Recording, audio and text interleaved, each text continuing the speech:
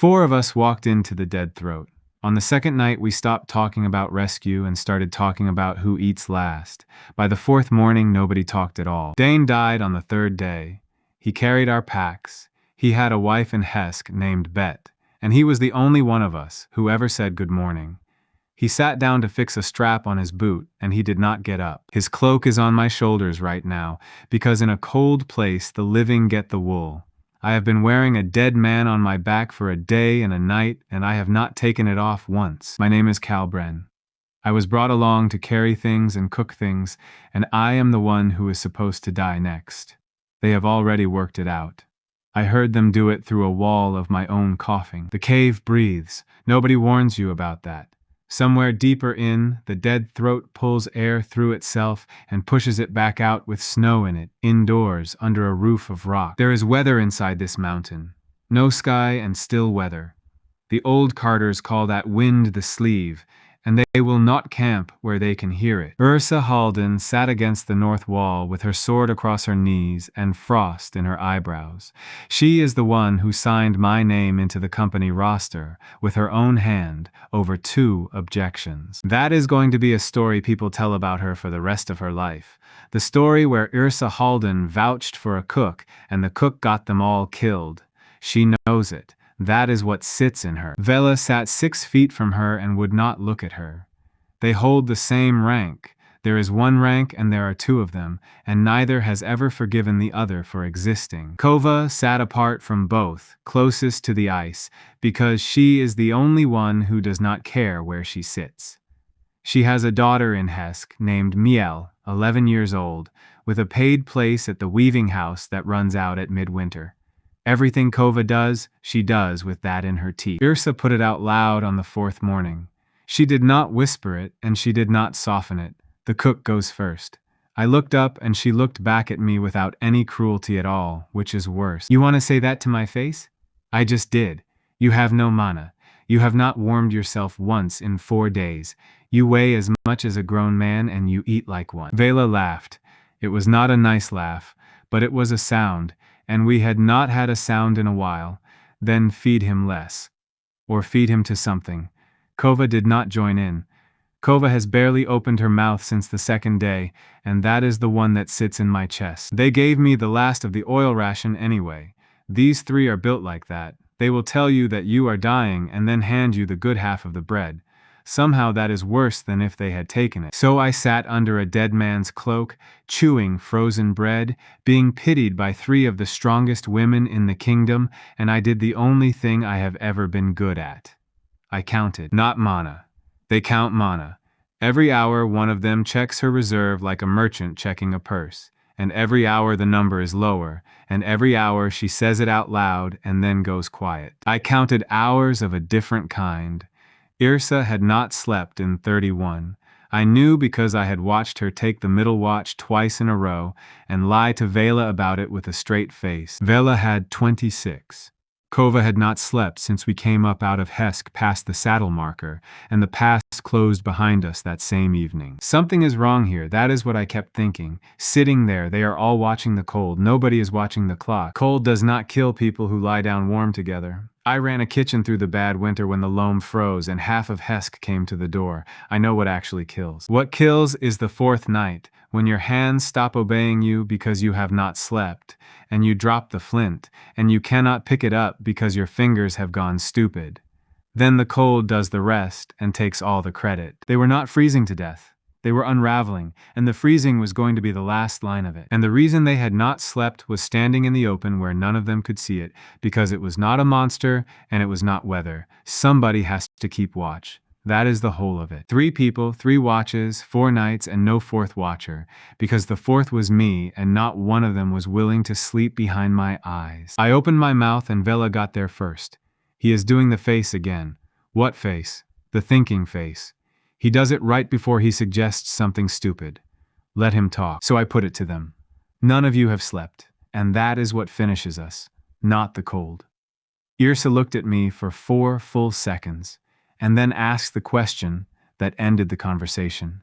And who stands the watch, cook? I had nothing. I sat back down on the ice, and the sleeve came through and moved the ashes of a fire we had not been able to light since Tuesday. That was when the panel woke up. I want to be honest about this part, because it did not feel like a gift. It felt like being handed a bill. It came up in the air in front of my face, pale gray, about the size of a supper tray.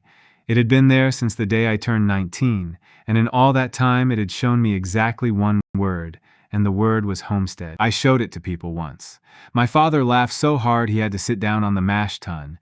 We ran an inn, the Copper Kettle, 3 streets off the market, with a copper pot on the sign that my grandmother beat flat herself. It burned when I was 15. The panel came 4 years after that with homestead on it, like a joke told very slowly to a man with nothing left to keep a home in. Now it had a second line, establish camp. I have never moved so fast in my life. I got my hand up and hit it, and the panel came back in the same gray letters. Insufficient balance. Nothing happened. No light, no warmth, nothing at all. The sleeve came through and moved my hair, and all 3 of them were looking at me. What was that? Nothing. You raised your hand at the air, and your face did something. That is not nothing. I called it nothing, and Vela heard the lie, and I watched her decide to be kind about it. Nothing worse than that happened to me all morning. Now the thing I would like to leave out. I am not going to leave it out. I sat there another 20 minutes hitting a button that did not work, in front of 3 women who had already agreed I would die first. I gave them hope by accident, and then I took it back. Irsa let it go. Vela did not. Try turning it off and on again, Cook. Kova almost smiled. That was worth something. It was not worth much. So, I read the rest of the panel, because I had nothing else to do with my eyes. There was a catalog, and it was long. Stove, floor, roof, walls, hearth, bath, lamps, beds. Beds with numbers beside them and words beside the numbers. And 1 currency. Not coin, not mana, not spirit stone. Rest. Balance. 0. I read every line from the bottom up, because when you are poor, you always read a menu from the bottom up.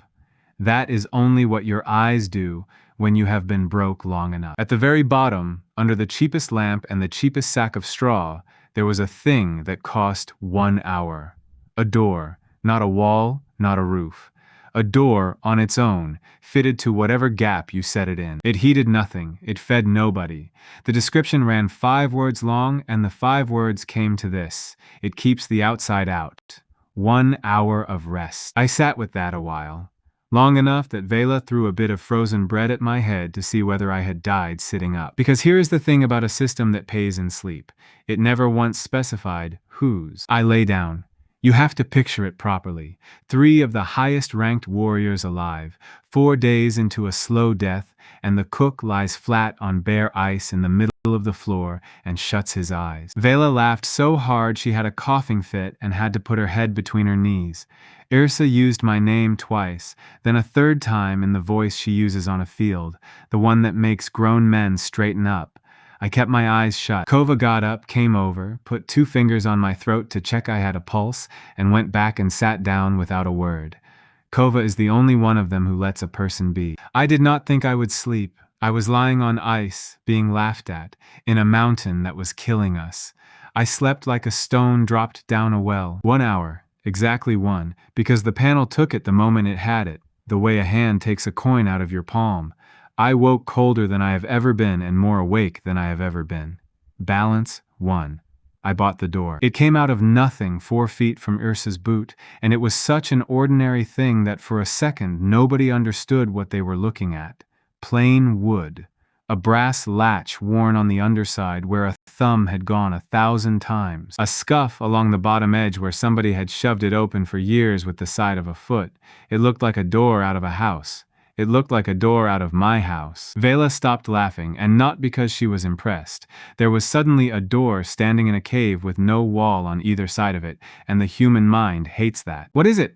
A door. I can see it is a door. What does it do?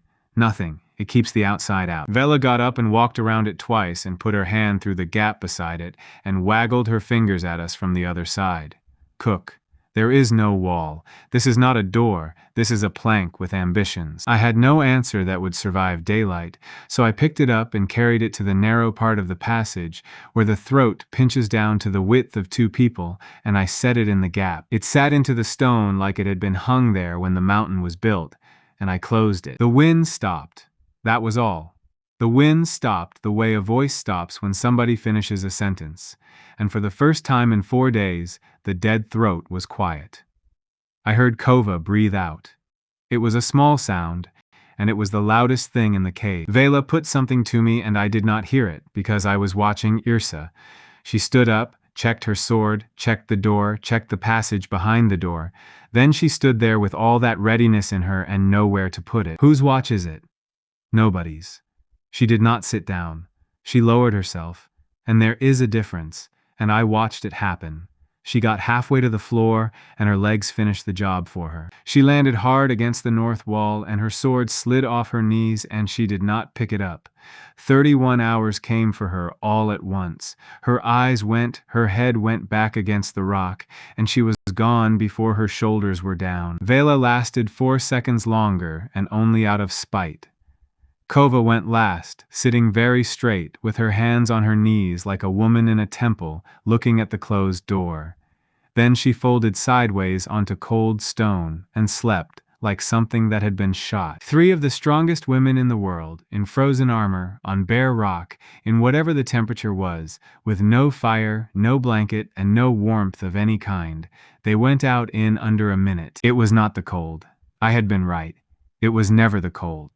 The panel moved in front of my face, 3 sleepers accruing, and the number began to climb, slow and steady, the way water rises in a bucket you have finally got under the leak. I sat with my back against my father's door, in a cave that was trying to kill us, watching 3 women sleep, and I did what I always do when a number goes up in front of me.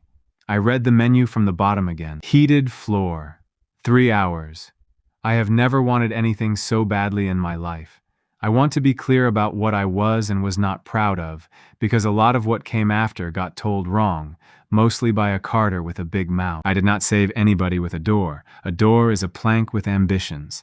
Vela was right about that, and she has never let it go. What I did was notice that 3 people had not slept, which any innkeeper's son should have noticed on the first morning, and it took me 4 days and a dead friend to get there. Sit with that one for a minute. I did. They slept 11 hours. I know because I watched every one of them.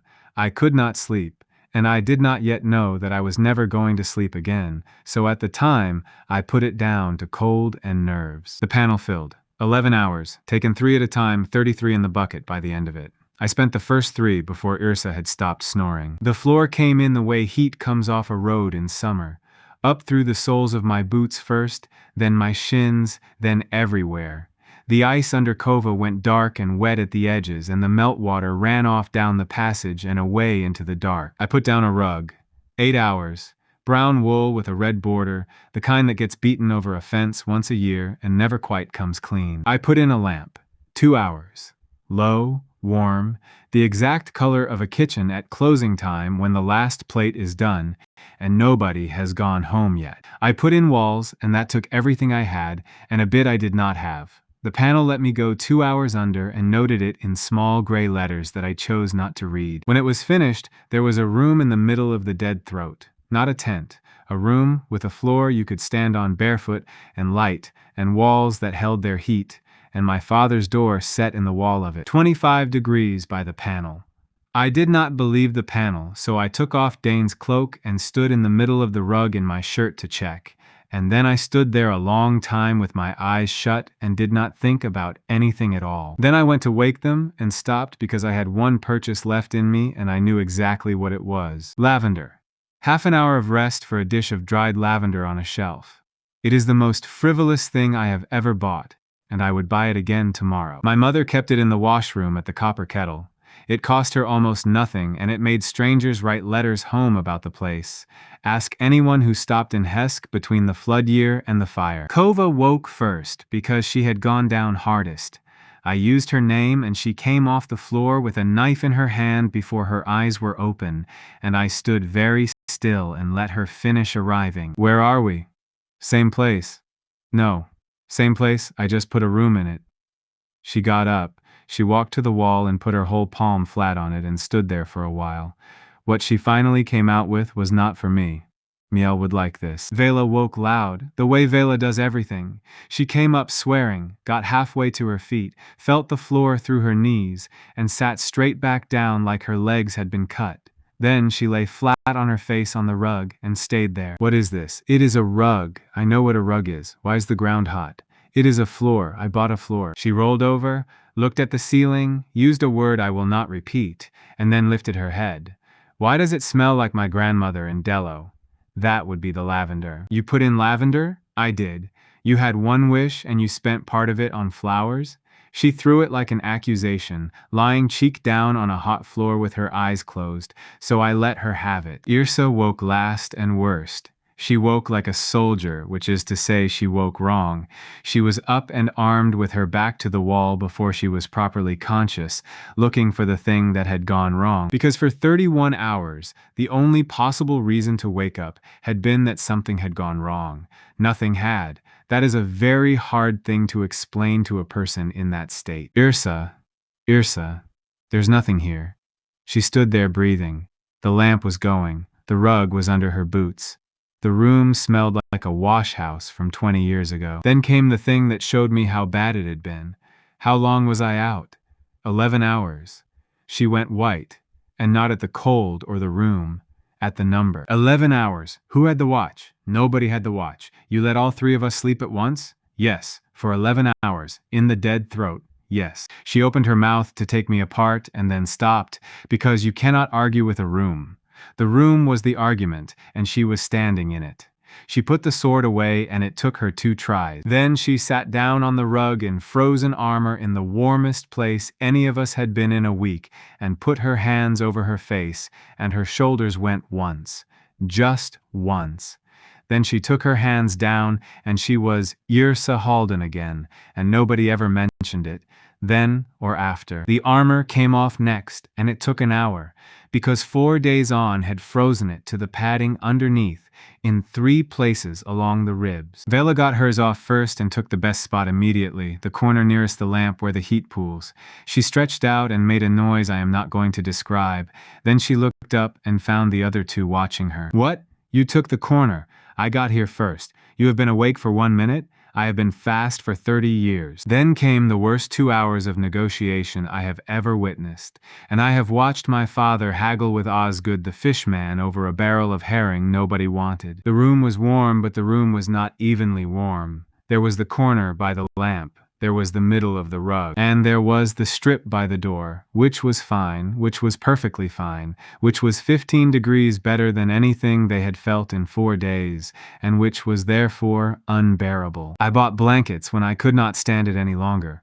4 hours for 4 of them, thick gray wool with a white stripe, heavy enough to feel like an argument being settled.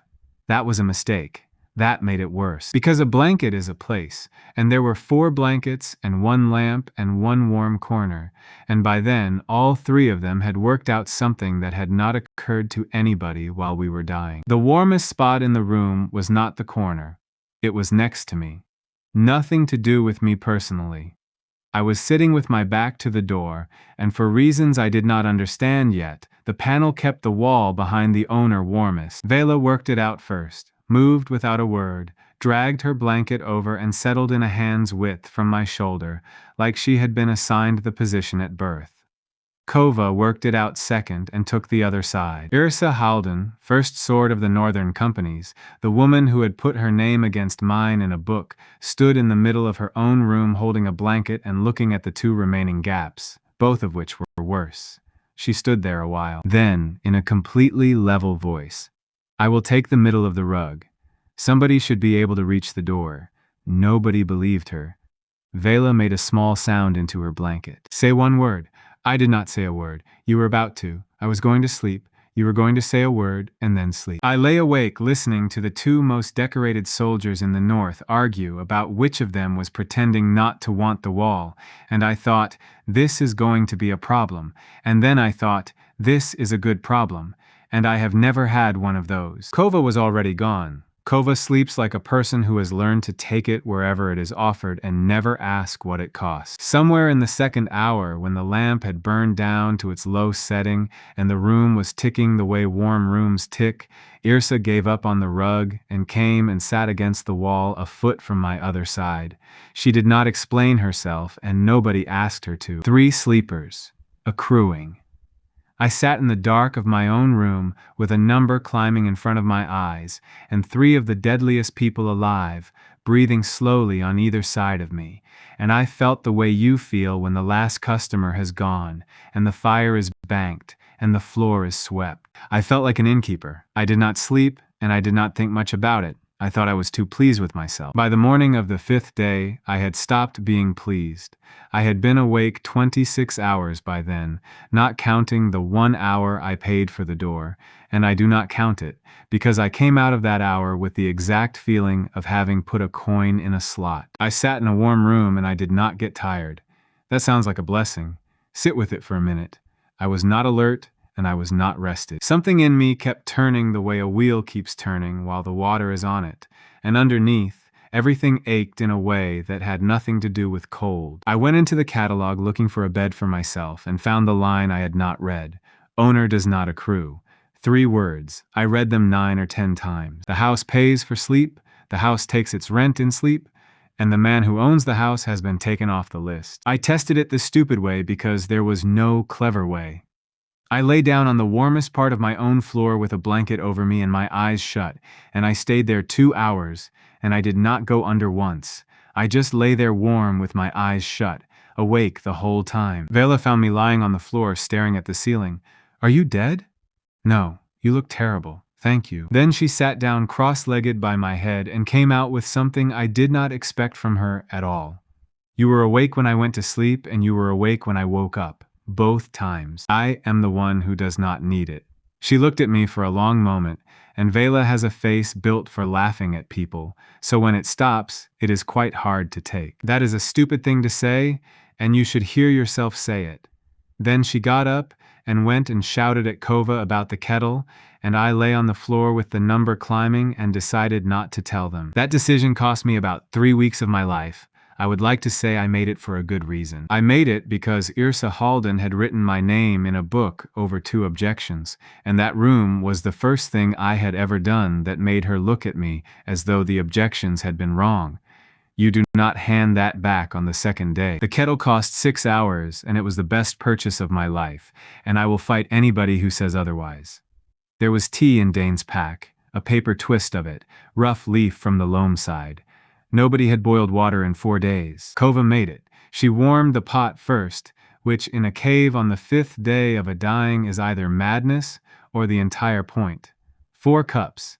She came round with them and stopped at me and looked at my face slightly too long. "You have gone gray under the eyes. It is the light. It is not the light." Then she gave me my cup and went and sat down. The first crack came there, and I mark it, because from where I stand now, I can see that all 3 of them knew before I ever admitted it, and all 3 decided at different speeds to do something about it. Kova knew on the 5th morning. Vela had half seen it already. Irsa did not let herself see it for 7 more weeks, and when she finally did, she took it worse than either of them. I know exactly why. She was the one who had written me in. We stayed 3 more days and I built. I want to be honest about the building. It was not strategy. It was a man who had lost an inn getting one back, hour by hour, out of other people's sleep. I put in a 2nd room so Kova could stop pretending she did not want to be alone sometimes. 12 hours. I put in a bath, which took 2 full days of accrual, and which I have never regretted for a second. There is no dignity in what follows, and I am telling it anyway. 3 of the greatest warriors of the age spent an entire afternoon taking turns in a tub of hot water in a cave, and the arguing about the order was more vicious than anything I have heard on a battlefield. At one point, Vela threatened Irsa with a boot. Irsa took the boot off her and put it on the shelf next to the lavender and promised it back at the equinox. Kova took the 3rd turn without complaint and stayed in 1 hour and 40 minutes. When she came out, her eyes were red. She looked at the 3 of us and spoke very calmly. "If anybody mentions this, I put them through the wall." Nobody mentioned it. I bought a shelf, 4 hours, and put the lavender on it, and then a second dish beside it, because the first one made Vela pause for half a second every time she passed. She never admitted that, and I never breathed a word. I bought a window, the extravagant one, 18 hours for a window in a cave with nothing behind it but 1,000 feet of rock. The panel gave me a view, not a real one, some sort of painted daylight, a hillside with a fence running up it and weather moving across, and it did not fool anybody for 1 second, and all 4 of us looked at it every single day. Irsa stood in front of it a long time on the second evening. Where is that? Nowhere. It is a picture. It is moving. It is a moving picture. She watched the weather cross the painted hill and kept watching it while she talked. I had a house once, with a window that looked at a hill. I sold it to buy a horse called Ferret. Ferret died at Callan Ford in the spring, and I have never owned anything since. Then she let it drop and went to check the door, because Irsa Halden checks the door when she has given away too much. On the 8th day, while I was pricing a proper hearth, the panel put up a line I had not asked for. Occupancy limit reached. Expand or refuse. I stared at it. What does that mean? I have no idea. And about 6 minutes later, somebody knocked on my door. Understand where we were. 4 days' walk inside a sealed pass, behind a rockfall in a cave with weather in it, and something on the far side of a door that had not existed a week ago knocked 3 times. Vela was up with a blade in her hand. Irsa put me behind her without appearing to move. Kova went to the door. Do not open it. She opened it. There was a man on the other side, on his knees in the passage, and he had been on his knees a while by the look of him. Behind him in the dark stood 7 more people and a mule. The mule was called Plum. Everything that happened after this happened because a mule refused to walk back down a mountain, and anybody who starts calling me clever can begin with that. The man on his knees was a carter out of Hesk named Osric Fell. He had come up the dead throat 4 days behind us with a load of salt and lamp oil for the garrison at Saddle, and the rockfall that sealed us in had sealed him in too. I heard the wind stop. That is how he put it. Kneeling there with his hat in both hands. 300 paces down the passage in the dark with 8 people and a mule, and on the 4th night the sleeve stopped blowing, so he walked toward the place where it had stopped, and he found a door. Can I bring my girl in for 1 hour? He wanted nothing else at all. Her name is Neve, and she is 9, and she had not been able to feel her feet since Tuesday. I agreed before I had thought about it for even a second, and the panel said in small gray letters at the bottom of my site, 112. 8 people were about to put that many hours into my bucket in a single night, and I sat there reading the number and could not make it mean anything. What I knew was that a man was kneeling on stone asking for 1 hour of floor for a child, and that I had a rug, and that my mother would have come up out of the ground to hit me if I had answered anything but yes. That was not strategy either.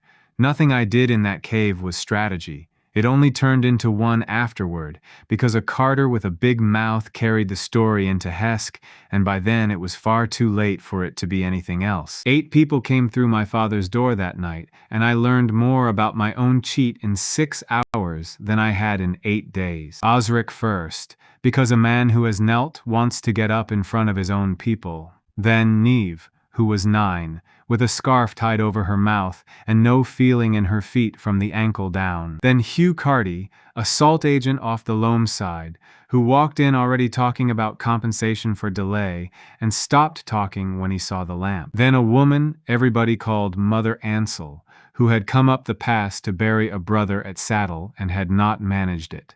Then Till and Marek, 2 brothers who carted for Osric and had 1 good coat between them and had been swapping it in 2-hour turns for 4 days. Then a boy nobody introduced, who turned out to be called Pim, and a girl of about 16 named Rue, who never gave me 1 fact about herself in the whole time I knew her. Then Plum, because Osric would not leave the mule in the passage, and I did not have it in me to argue with a man about a mule at that hour.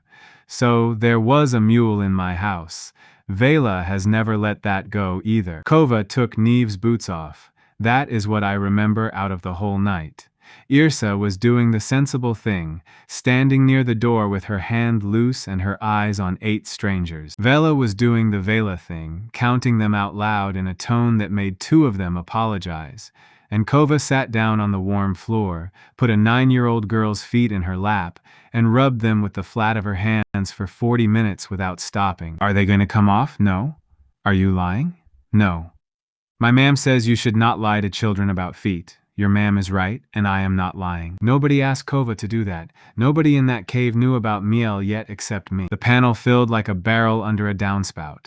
8 sleepers, then 11, because my 3 went down too, and after that the number stopped being something I watched and became something I could feel, the way you feel a mill working through a floor. 112 hours by morning. I had made 33 in 11 hours off 3 warriors. 8 exhausted civilians made me more than 3 times that, while I sat in a chair I had bought for 2 hours and did nothing at all. That is when I understood the shape of the thing I had. What I owned was a trade with a roof over it. I bought the hearth that night. 40 hours and worth every one. Proper stone with an iron crane and a hook. When Osric woke at some gray hour and saw a fire burning in a cave, he sat down on the floor and put both hands over his ears. Mother Ansel found the kettle before I was up, and by that I mean before I had stopped sitting where I was sitting, since I had not been up or down in a day and a half. She made tea for 11 people out of 1 paper twist of rough leaf, and she made it wrong, and nobody breathed a word. She had buried nobody. She had walked 4 days, and what she wanted was a job. I gave her the kettle. She kept that job from that morning to this one. I put in a second room, then a third, then a long room with benches down both sides that Vela immediately called the barn. Names stick when Vela does them. Everybody called it the barn after that, including me. The panel began throwing lines I had never seen. Occupancy 9, occupancy 15, structure recognized as lodging, and in the middle of the second night, with 15 people asleep on my floor, a new heading opened at the bottom of the catalog, and the heading was tariff. I did not touch it. I want that on the record. I looked at it a long time and did not touch it, and Ursa found me looking. What is that? A price list. For what? For this. She looked down the barn. 15 people, most of them not ours, all asleep, and Till and Marek sharing the good coat as a pillow, because neither could sleep without his half of it. Do not. I am not going to. Cal, I am not going to. Look at me and say it. I looked at her and gave her the word, and I meant it. And she took it and went back down the barn and did not raise it again. The gnaw came on the 3rd night. I had never heard the word. Osric used it while he was eating, in the ordinary way a man uses a word he has used his whole life, and the way it came out of him was worse than the word. Nobody sleeps on the Winterward Road. That is not a figure of speech. It is a rule of the country, the way rain is a rule of the country. You sleep in a house with waking people in it, or in a garrison with a bell, or in a barn with a lamp burning and a man sitting by the lamp. Sleep in the open with nobody watching and something finds you. Not a beast exactly. Nobody has brought one back to look at. What comes back is the person sometimes in the morning, walking, wrong, quiet, not asking for food. There is a word for what is left. The word is gnawed. Osric had an uncle who came back gnawed, and he would not say more than that, and I did not push him. So that is why the North takes watches. That is why 3 of the best soldiers alive went 4 days without sleep in an empty cave. There was nothing in it. There is never anything in it. And in the Winterward you cannot afford to find out. And so every hour anybody sleeps, somebody else pays for it awake. The whole country runs on that trade, and nobody had ever written it down as one. On the 3rd night it came to the door. I felt it before anybody, because I was the only one awake, because I was always the only one awake, and the fire had gone to coals, and the room went wrong. Not cold. The room held at 25, and the panel kept saying 25. It went wrong the way a note goes wrong. Every sleeping person in the barn turned their head toward the door at the same moment without waking. 15 people at once, like grass going over in wind. Then the latch moved. My father's brass latch, worn on the underside, went down a quarter and stopped. I did not move. Not out of courage. I had understood something half a second earlier, and I was busy being right about it. The panel had put up a line. Boundary held. Occupants unavailable. Unavailable. It used that word, and it took me a moment. Unavailable, the way a room is unavailable because it is let. The latch went down another quarter and stopped again. Then it came back up, slowly, all the way, and the wrongness went out of the room the way a smell goes out when you open a window. 15 people turned their heads back and slept on. Not one of them ever knew. Irsa knew. She came out of the barn 10 minutes later, barefoot, sword in her hand, and stood in the middle of my main room looking at the door. Something was here. Yes, where is it now? Gone. You did not wake me. No, why not? Because there was nothing you could have done, and you needed the 11 hours more than I needed the company. She did not like that answer. She stood there working on not liking it. Then she crossed the room, sat down on the bench beside me, laid the sword across her knees, and did not go back to bed and did not speak for the better part of an hour. Then came the question I had been dreading for 3 days. When did you last sleep, Cal? I lied. It was a good lie with detail in it, and she believed it for 6 more weeks. So there we were at the end of the first week. A hot house full of strangers behind a rockfall with no way out. Which brings me to the stupidest and best thing I did in that cave. I had been reading the catalog every night the way other men read scripture, and there was a heading I could not afford and could not stop looking at. Hearthstone, 200 hours. I had made 140 in 3 days, off 15 people, and spent nearly all of it on the barn and the hearth and a second bath, which was Vela's idea, and which she pushed with a persistence I have never seen her apply to anything military. What does a hearthstone do? The description ran one line: take up the house and set it down. Not move it. Take it up.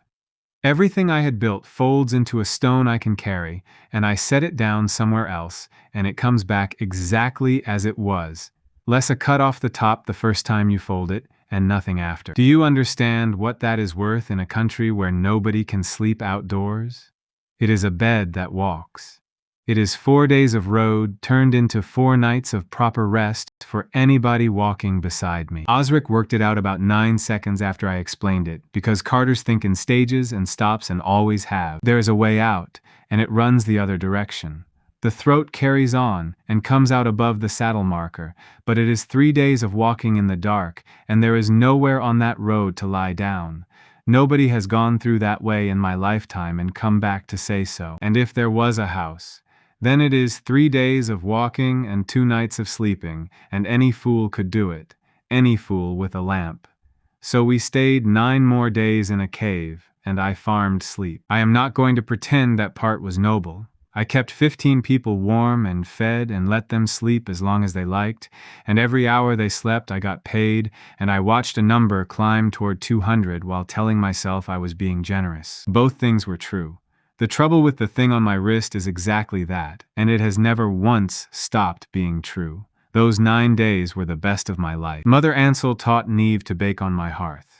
Till and Marek stopped sharing the coat and started fighting about whose turn it was to carry water, which is the sound 2 men make when they have stopped being afraid. Hugh Carty, the salt agent, turned out to have a good voice and no shame and sang every night, mostly a long, filthy thing about a bargeman's wife that Mother Ansel disapproved of while supplying the harmony. Rue never volunteered anything, but she took over the lamps, all of them, without being asked, and after that, if a lamp went low anywhere in that house, it was full again inside a minute. Pim got fed by 4 separate adults at every meal because none of them noticed the others doing it, and by the 8th day the boy could not get through my door sideways. And Plum lived in the barn and ate a rug.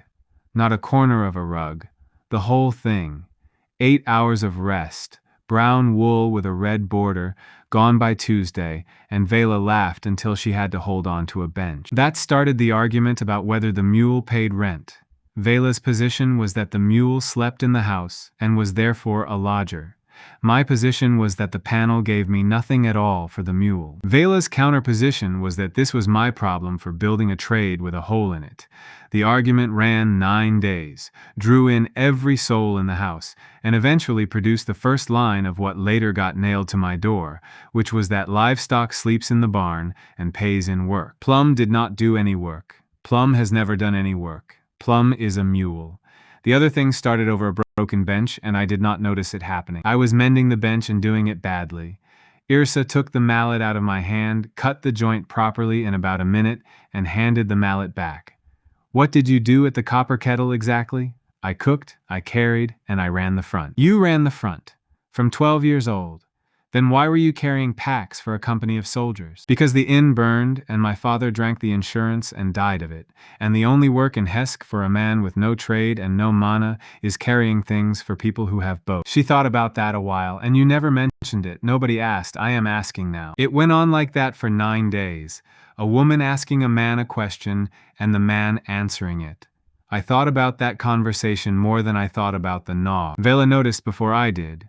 Vela notices everything. That is the whole engine of her. And on the 6th night she sat down beside me with her boots off and her feet toward my fire and started a conversation I did not want. She wrote your name in the book, you know. I know. Do you know what it cost her? No. The promotion. It was between the two of us, and it went to neither of us, and it went nowhere because she would not withdraw your name, and I would not stop bringing it up. I sat with that. Why are you telling me? Because you are about to be somebody, and when you are, I want it on the table that I fought her over you and lost. Vela does not do apologies. It is the closest thing to one I ever got out of her, and it was not an apology. It was a receipt.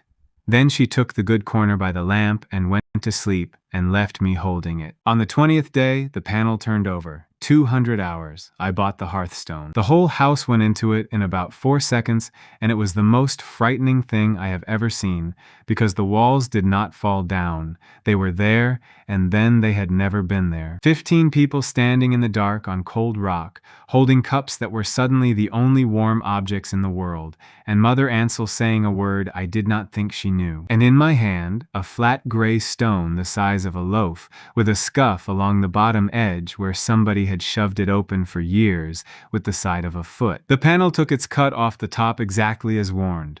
11 hours gone, and the second bath did not come back and never has. Vela has raised that at every opportunity since. So we walked. 3 days in the dark, up the far branch of the throat, 22 of us counting the mule, Osric at the front because he could read a passage the way other men read a page, Yrsa at the back where the worst thing would come from. I walked in the middle carrying a stone. That was my whole job, and it was the first time in my life I had a job nobody else could do. At the end of the first day, when the lamps were guttering and Neve had stopped complaining, which is how you know a child is in trouble, I put the stone down on the floor of a cave. The house came up around us. I have watched that happen 400 times since, and I still stop what I am doing. The floor first, then the walls going up the way water goes up a glass, then the lamp catching, then the smell because the lavender comes back too, and the lavender is always the thing that makes people cry. 22 of us. 6 who had never been inside it before because Osric's outfit had picked up 3 more stragglers in the dark, standing in a warm room inside a mountain that had been trying to kill every one of them since Tuesday. Hugh Carty sat down on the floor and laughed until he had to lie back. Mother Ansel went straight for the kettle without looking because she knew exactly where I would put it. And she was right. That night I earned 340 hours, and standing at the back of my own barn watching 24 strangers sleep, I understood that I was not a cook anymore. On the 3rd morning we came out above the saddle marker into daylight and weather that came from an actual sky. The first thing I saw was a stone post with a number cut in it and moss in the number. The second was the Winterward Road going down. And on the road, 3 miles below, a train of people walking north with lamps burning in broad daylight, because that is what the North does, and every 3rd one of them carrying somebody else's pack so the somebody else could walk asleep on their feet. Kova stood beside me and looked at it a long time. My daughter is 11 miles that way. She has never slept a full night in her life. Nobody down there has. Then she turned and looked at the stone in my hand, and so did Yrsa, and so did Vela, and I understood that from that morning I was going to be the most valuable object in the Winterward, and that everybody who wanted me was going to want the stone more. I was right about that. I was wrong about who. Hesk sits in a bend of the loam with a wall on 3 sides and a wooden bridge on the 4th, and the first thing you notice coming down off the saddle road is that the whole town is lit at noon. Lamps in every window in daylight, lamps on poles at the corners, a man on Tanner's Row walking backward in front of a cart, shaking a bell, so the carter behind him would not fall asleep at the reins. I had lived there 19 years, and I had never once seen it from above, and from above it looks like a town that is afraid of something and has decided to look at it. Kova was gone before we reached the bridge. She did not say goodbye. She handed her pack to Till, put her hand flat on my chest for 1 second, and went down the hill at a run in full armor, like a woman leaving a burning building in the wrong direction. The weaving house is on Kettle Street, 4 doors from where the copper kettle used to be. I know because I walked past both. There is a black gap between a rope maker and a bakery where my father's inn was, and after 11 years there is still nothing in it, because the ground belongs to the bank, and the bank is in the capital, and the capital does not know Hesk exists. I stood in front of that gap for a while. Yrsa stood with me and did not say anything, which was correct. Then a small, furious person came out of the weaving house at the end of the street and hit Kova in the stomach at a full run, and stayed there, and that was Miel, 11 years old, dark like her mother, hands stained blue to the wrist from the dye vats. I have seen soldiers come home. That was not that. Miel did not cry, and Kova did not cry. Miel stood back and looked her mother over from the boots up like a quartermaster inspecting a delivery, and then came the only thing she gave anybody for a full minute. "You are late." "I am." "You promised the 11th."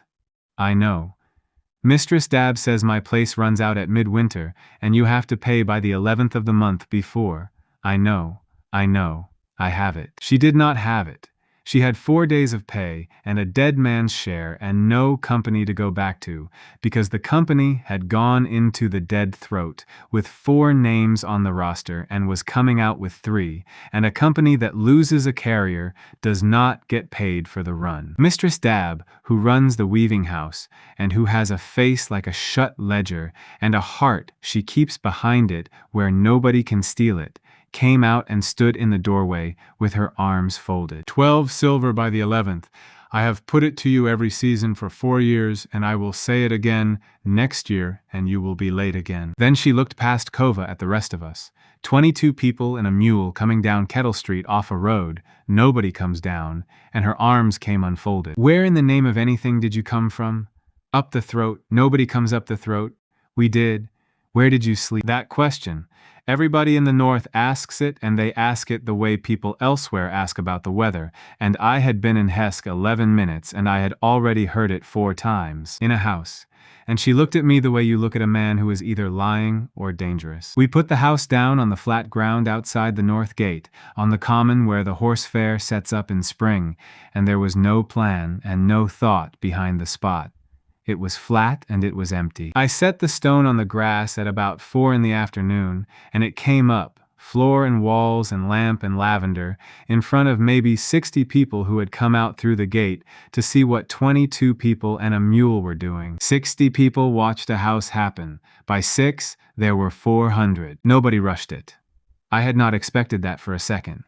In a place where everybody is tired past the point of politeness, you would think a warm room would start a riot, and instead, 400 people stood on wet grass in a wide ring and looked at my door, and nobody came any closer, because they did not believe it and because it was not theirs. Hesk is a poor town, and poor towns have very good manners about other people's property. It was Bet who came forward, Dane's wife. She came out of the crowd with her sleeves still rolled from whatever she had been doing when somebody ran to fetch her, and she looked at the 3 of us and counted, and got 3, and stopped. I had a whole speech. I had been building it for 19 days in a cave. Every word of it went out of my head. He sat down to fix his boot. That is all I managed. He sat down to fix his boot, and he did not get up, and it was quick, and he was the only one of us who ever said good morning. Bet stood there. Then the only thing she wanted. Was he cold at the end? He was not. He was warm. I have thought about that lie for a year. He was not warm. He was as cold as the rest of us, and colder because he had stopped moving. I would tell it again. I would tell it again tomorrow. Some debts you pay in coin, and some you pay in the only 2 words the person can carry, and if there is a judgment coming to me for that one, I will take it standing. Then Bet looked past me at my house. And her second question changed everything. Can people go in? And that is how the queue started. Not with a tariff, with a widow asking whether people could go in. I let the first night go free, and I let anybody in who would fit. 211 people slept in a house built for 40, on the floor, in the barn, on the benches, 3 deep in the second room, with Rue going round all night filling lamps that did not need filling because she could not stop. I stood in the doorway for 11 hours and watched a town sleep. There is no describing what that sounded like. It sounded like nothing at all. A town of 4,000 where every night for 200 years somebody has been awake in every building, and for one night, in one room, nothing. The panel that morning stood at 1,940.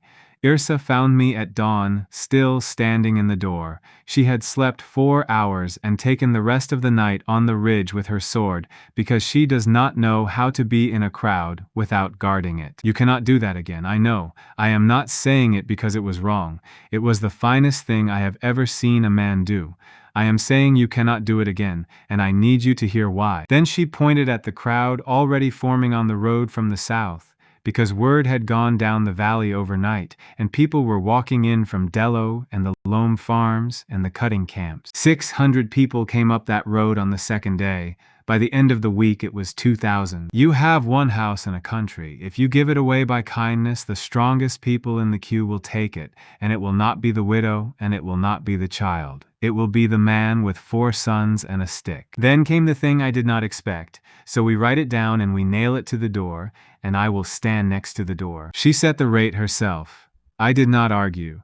I could not have argued because I had no idea what a night was worth, and she had spent 20 years working out what a life was worth in a currency of blankets and boots. 2 coppers for a bed in the barn, 4 for the second room, nothing at all for anybody under 12, over 60, sick, pregnant, or walking a road with a child on their back. Soldiers pay double, and she wrote that line herself, and when Sergeant Ilo Grath came down from the saddle garrison to argue about it, she read it to him off the door with her arms folded, and he paid double. And the last line, which was mine, and which cost us more trouble than all the rest of it together.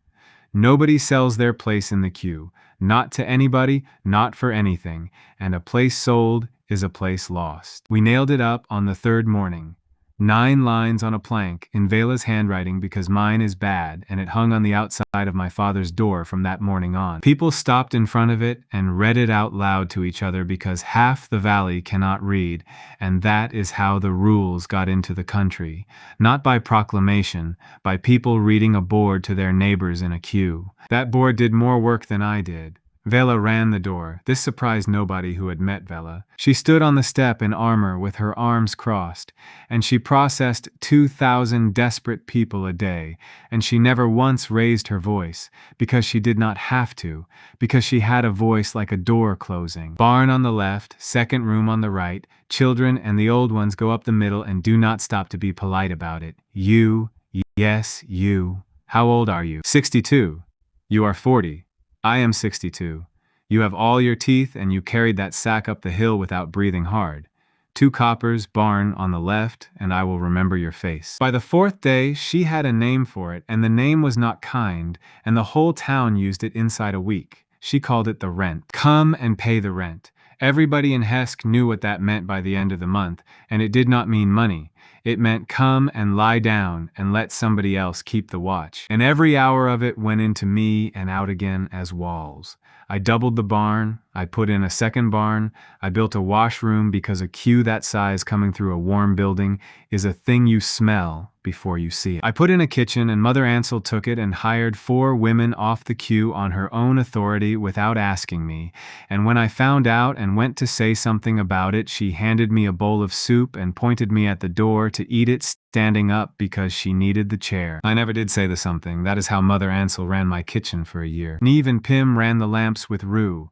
Till and Marek ran the water. Hugh Carty, the salt agent, quit salt inside 9 days and started keeping the door list with Vela, because it turned out a man who has spent 20 years arguing about weights is very hard to lie to about ages. Osric put Plum in a paddock and went back to carting, and every trip he made he came back with 3 more families off the road, and he never once asked me if that was all right. and it always was. And Kova paid 12 silver to Mistress Dab on the 6th day out of the first week's takings, and Miel kept her place at the weaving house, and that was the first debt this house ever paid, and I put it first on purpose. Miel moved in with us inside a fortnight, which was not the arrangement and which nobody ever formally agreed to. She turned up after her shift with blue hands and a bundle, and stood in front of Vela at the door, and Vela looked at her for a while, and then moved sideways about 8 inches, and that was the whole conversation. She had opinions about everything and no idea that a child was supposed to keep them quiet. Why is the queue outside in the rain? Why is there only one door? Why do you let the tall ones stand at the front? They can see over. And on the 11th day, standing in front of the board, reading it out to a farmer who could not read. Why is there nothing on here about what happens when it is full?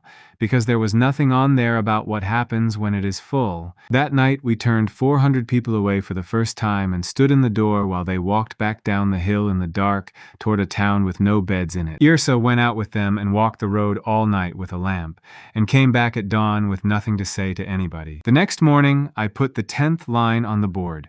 If the house is full, the house moves at noon and comes back at dusk, and the road between here and Dello is a bed for anybody on it. The 10th line made me a problem. Up to that point, I was a curiosity with a warm floor. From that line on, I was moving the country's sleep around like a man moving water, and the people who had been selling the country its sleep noticed. I should explain about the draft. I did not know about the draft for the first 3 weeks, which tells you how far outside things a cook can be in his own town. There is a shop on Tanner's Row belonging to an apothecary named Wen, and Wen sells blackleaf, and blackleaf keeps you awake. Not the way tea keeps you awake, the way a nail keeps a plank on. 4 hours of hard clear waking off one dose, and no shaking after, and you can take it 3 nights running before it starts to take your hands. Every second person on that road had blackleaf in a twist of paper in a pocket, and every night that anybody in the winterward slept, somebody near them was on blackleaf keeping the watch. That is what the country ran on. Somebody stays awake so somebody else can sleep, and the staying awake is bought in a shop on Tanner's Row. When was not the problem? When is a small, nervous man with an apron and a bad chest, who compounds it in the back and sells it in the front, and charges too much because everybody charges too much. The problem was the man Wen bought it from, and the man Wen bought it from one man, and that man owned every blackleaf field on the Loam side, and 11 others besides, and his name was Corvain Sarn. He came to see me on the 29th day, and he came alone, and I want to describe this properly, because everybody in Hesk got it wrong afterward. He did not come with men. He did not come at night. He came at 2:30 on a bright, cold afternoon, with the queue 200 deep, and he went to the back of the queue, and he stood in it. He stood in my queue for 4 hours, in the rain for the last hour, a man who could have bought the town. By the time he got to the front, 400 people had watched him do it, and every one of them repeated it to somebody, and that was the entire purpose of it, and I did not understand that until much later. He was about 60 and thin, the way a wire is thin, good coat, not new, a face that had been handsome and had stopped bothering, and his eyes were wrong, and it took me a full minute to work out what was wrong with them, and then I got it, and I went cold in a warm room. They were not tired. Everybody in that valley had tired eyes. His were clear, absolutely clear, at 6:30 in the evening, at 60 years old, at the front of a 4-hour queue. 2 coppers. He paid 2 coppers. Barn on the left. He did not move. I would like to speak with the owner. The owner is busy. I have stood in his rain for 4 hours, and I have paid his price, and I have not asked for anything until now. Vela looked at me. I came over, and Corvain Sarn put out his hand, and I shook it, which I have thought about a great deal since. Your house is the finest thing that has happened to this country in my lifetime. I want you to hear that first, because everything I say after it is going to sound like the opposite, and it is not. All right, how many nights have you sold? About 2,000? And how many people are there between the Loam and the Pass? 40,000. And how many houses do you have? 1. And that was the entire argument, and he made it in 3 questions, and then he waited in my doorway, in a wet coat, for me to catch up. I can build more. You cannot. You can build rooms. There is one stone and there is one of you, and the panel is fixed to your wrist and not to a deed. He knew about the panel. He used the word panel. Nobody in Hesk had ever used that word to me, and I had never used it in front of anybody but 3 women in a cave. How do you know that word? Because I have been buying this country's sleep for 31 years, and you are the 4th man I have met with a thing like that on his arm, and the other 3 are dead. Then he gave me the years he had been awake, flat, like a man giving his age. 11 years. Not 11 years of poor sleep. 11 years, entire, since the winter his wife died, without 1 hour, and he was standing in my doorway at 60, with clear eyes and steady hands. I have a proposal for you, and I am not going to make it today. Today, I only wanted to stand in your queue where people could see me do it, and to look at your door, and to ask you one question. May I ask it? Ask it. When you sleep, where do you sleep? Because I have been in this house for 4 hours, and there is a bed for everybody in the winterward in it, and there is not one for you. Then he went and lay down in the barn on the left with 200 farmers, and slept for 9 hours, which by his own account he had not done since before Miel was born. And I stood in my own doorway for the rest of that night, trying to work out what I had just been shown. I got it wrong. I thought he had come to threaten me. He had come to be seen paying, and he had come to find out one thing, and he had found it out in a single question, and he left the next morning without saying anything else at all. Yrsa found out on a Thursday, and she found out because of a jug of water. I had been putting the house down at dusk and taking it up at noon for 18 days by then, which meant I was on my feet for the whole of both, and somewhere in there I had stopped noticing the difference between rooms. I went to the kitchen for water, and I picked up the jug, and I stood there holding it, and Mother Ansel asked me what I wanted, and I could not tell her because I had forgotten between the door and the table. Not the way you forget a name. There was nothing behind my eyes, and there had not been for a while, and I had been operating on the outside of myself like a man driving a cart he cannot see into. Yrsa took the jug out of my hands. She did not say anything. She led me by the wrist through the barn and out the back where the wood is stacked, and turned me around and looked at me in daylight for the first time in weeks. Say it, there is nothing to say. Say it, or I will go and ask the panel myself, and I will find a way. Owner does not accrue. She did not understand at first. Then she did, and I watched it land, and it landed on her the way a beam lands. How long? Since the door. Since the first hour in the throat. Cal.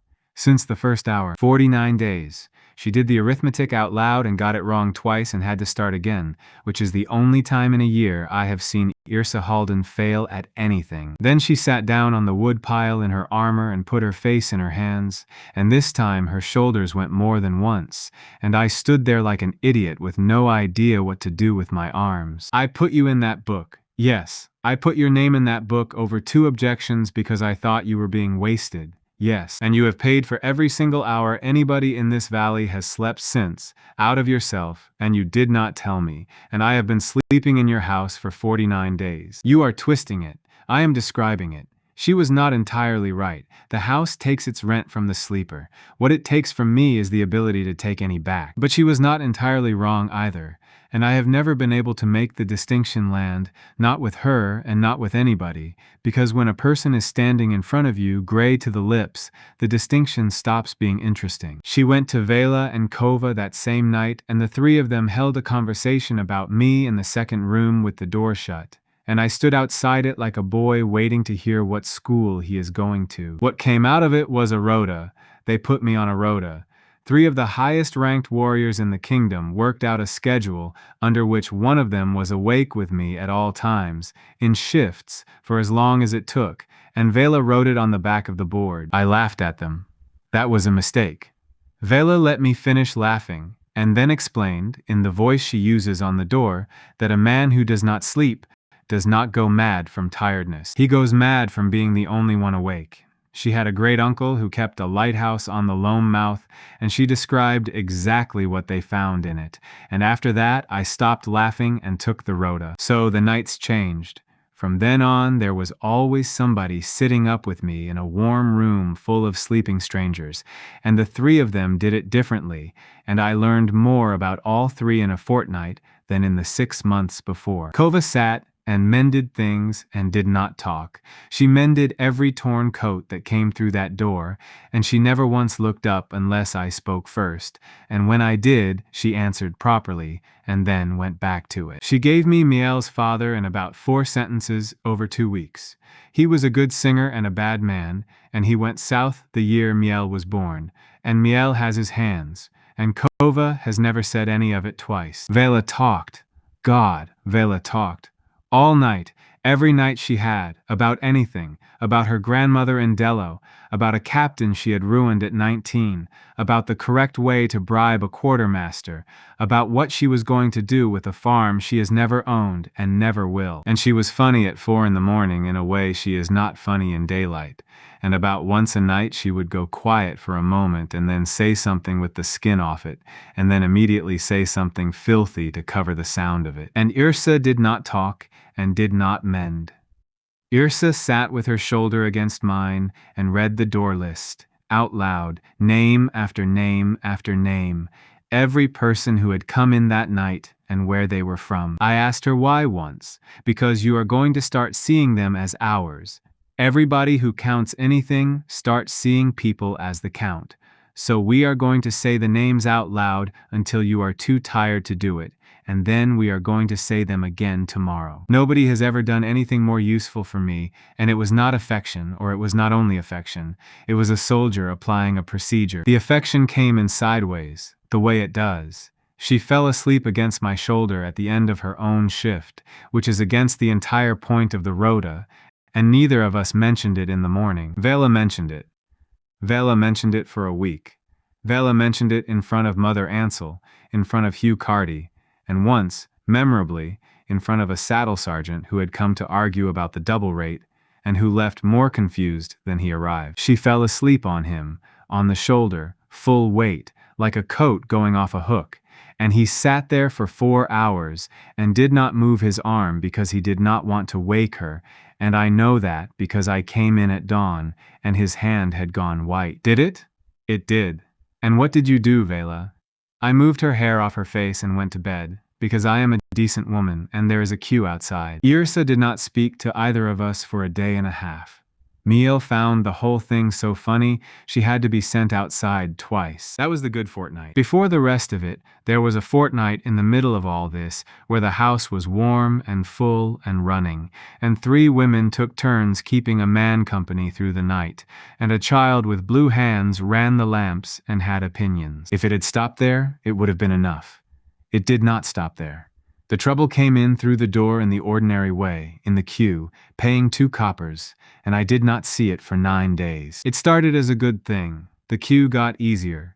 People stopped sleeping on the road outside waiting for the doors, because there was room. Room, in a country where there had never been room. I thought we had got ahead of it at last. I thought the roadhouses at Dello and the saddle stage were taking the pressure off. Then Hugh Carty came to me with the door list and put it on the bench and did the thing he does with his thumb when a weight is wrong. Same faces, not the same families, the same men, 40 of them, near enough, every night for 9 nights, and none of them from anywhere. What did he mean by anywhere? He meant that when he asked where they were from, they answered the Loamside, all of them, in the same words, and that Loamside men are farmers, and these men had soft hands and cheap new boots, and that every one of them paid in a fresh copper off the same mint, and Hugh Carty has spent 20 years in salt, and a man in salt looks at coin the way a doctor looks at skin. I went out and stood in my own queue that night with a scarf on like a fool, and I found one of them. Who do you work for? He gave it up straight away without any trouble at all. He worked for Corvain Sarn. Of course he did. They all did. And he was being paid a silver a night to come and sleep in my house. Paid to sleep. In the warmest room in the north, on a bed he did not have to pay for, with a hot meal in him. The best job in the winter ward, and there were 40 men doing it. And it took me until I was walking back up the hill in the dark to work out why, and when I did I had to stop and put my hand on a fence. Because the house does not care whose sleep it is. It never did. That is how I got the door in the first place, off my own hour on the ice. It counts hours, and it does not ask where they came from, or whether the sleeper wanted to be there. Sarn was not stealing from me, he was pumping through me. He had put 40 paid sleepers into my house to drive my accrual up, and he had been doing it for 9 days, and every wall I had built that fortnight had been built on his money. I was already working for him. I had been for over a week.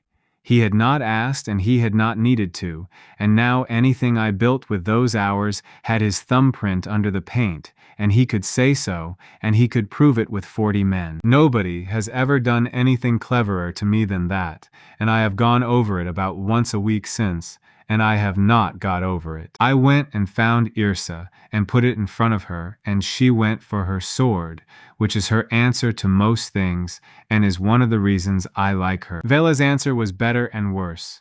Vela wanted to take his 40 men and keep taking them and let him fund the whole valley, and that a man who wants to pay for other people's houses should be encouraged, and that this was the first good thing a rich man had ever done in Hesse. Kova's answer was one sentence, and it was the one that decided it.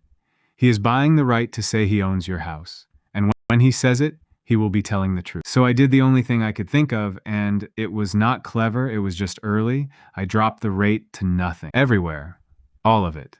The barn, the second room, the roadhouses, the Dello stage, all of it, from that Friday, free to anybody who walked in, and the board came down and went back up with the price line cut out of it and a burn mark where the line had been. Sarn's 40 men kept coming for a week and then stopped, because a silver a night to sleep somewhere free is a wage a man cannot explain to his wife. Mother Ansel put the only sensible question of that week, which was what her gray pot was supposed to boil now.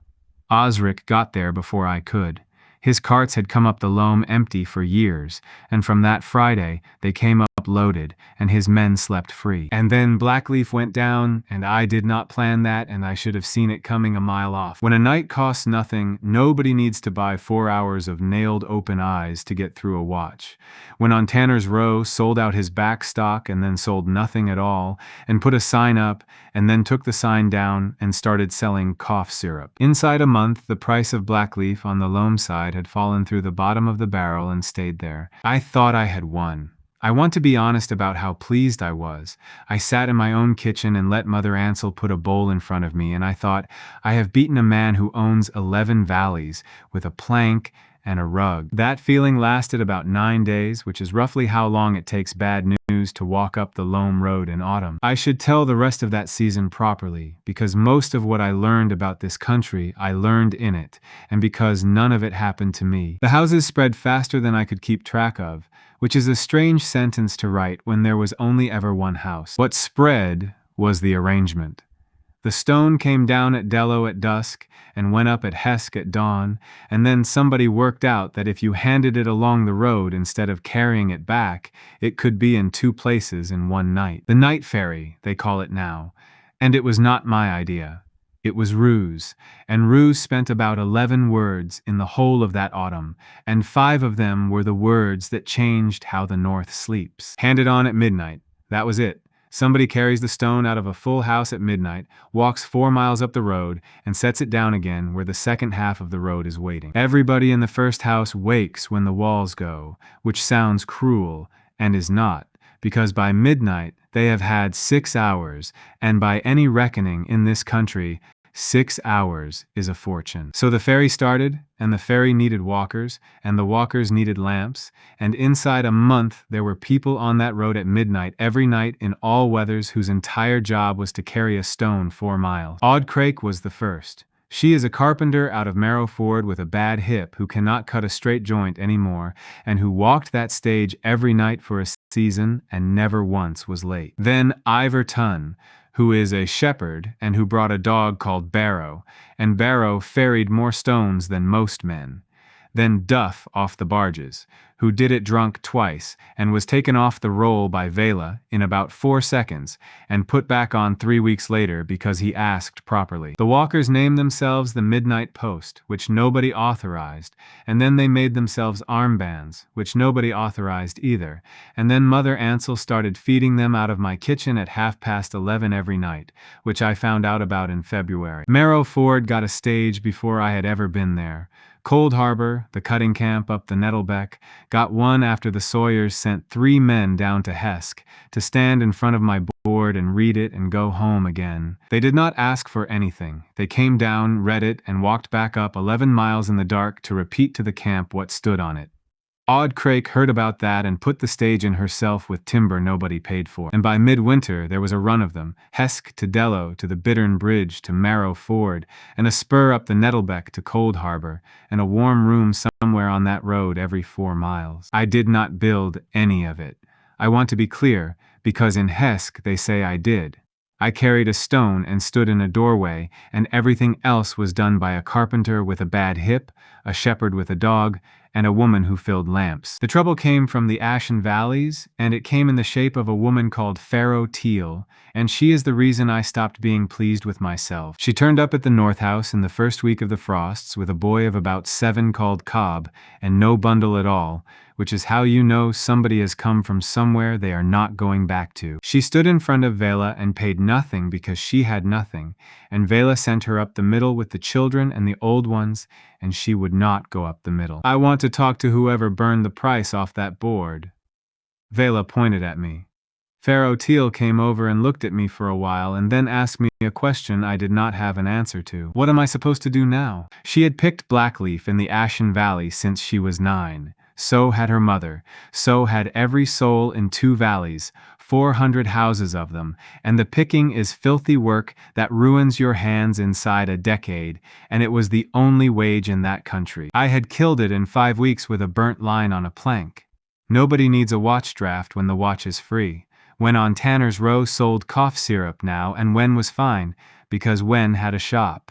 The valleys did not have a shop. The valleys had 400 houses of people whose entire trade had been keeping the North awake, and I had made the North able to sleep. I stood in my own kitchen and could not answer a woman with a 7-year-old and no bundle, and Mother Ansel gave the boy bread and looked at me over his head in a way I have not forgotten. The 3 of them handled it differently again, and the differences are the whole of who they are. Vela's answer was that it was not my problem, that the Blackleaf trade had been eating people for 30 years, and that the woman had come to the right house on the wrong errand. Kova's answer was to take Pharaoh Teal into the kitchen and get her working by that afternoon, and to have Cobb on the lamps with Pym by the end of the week, and to say nothing about it to anybody. Yersa's answer was to go up the Ashen Valley herself with Hugh Carty, and count what was there, and to come back 4 days later gray in the face, and put it in front of me. 400 houses, 1,100 people, no other work within 30 miles, and a landlord in the capital who has not been seen in 20 years and who will lower nothing at all because a plank got burnt in Hesk. You did not do it to them. You did it. Both of those are true, and you are going to have to hold both. I have thought about that sentence more than anything else in this whole year. I have not managed it yet. What we did was small and slow and not enough. We put a stage at the head of the Ashen and another at Nettlebeck, and the pickers who could walk started walking to the cutting camps because a man can get to Cold Harbor in a night now and could not before. Odd Crake took 11 of them on the timber. Lissam Ray, who brews the stump beer down at the Bittern and who is the meanest woman on that river, took 9 into the malt house and paid them badly and on time, which in the Ashen Valley was a promotion. Pharaoh Teal runs my second kitchen. Cobb is on the lamps and has ambitions about the Midnight Post that his mother has views on. But there were 1,100 people, and we found work for maybe 200, and the rest of that valley went where poor people go, and I do not know where that is, and neither does anybody, and that is the exact shape of the hole in this story. Sarn knew.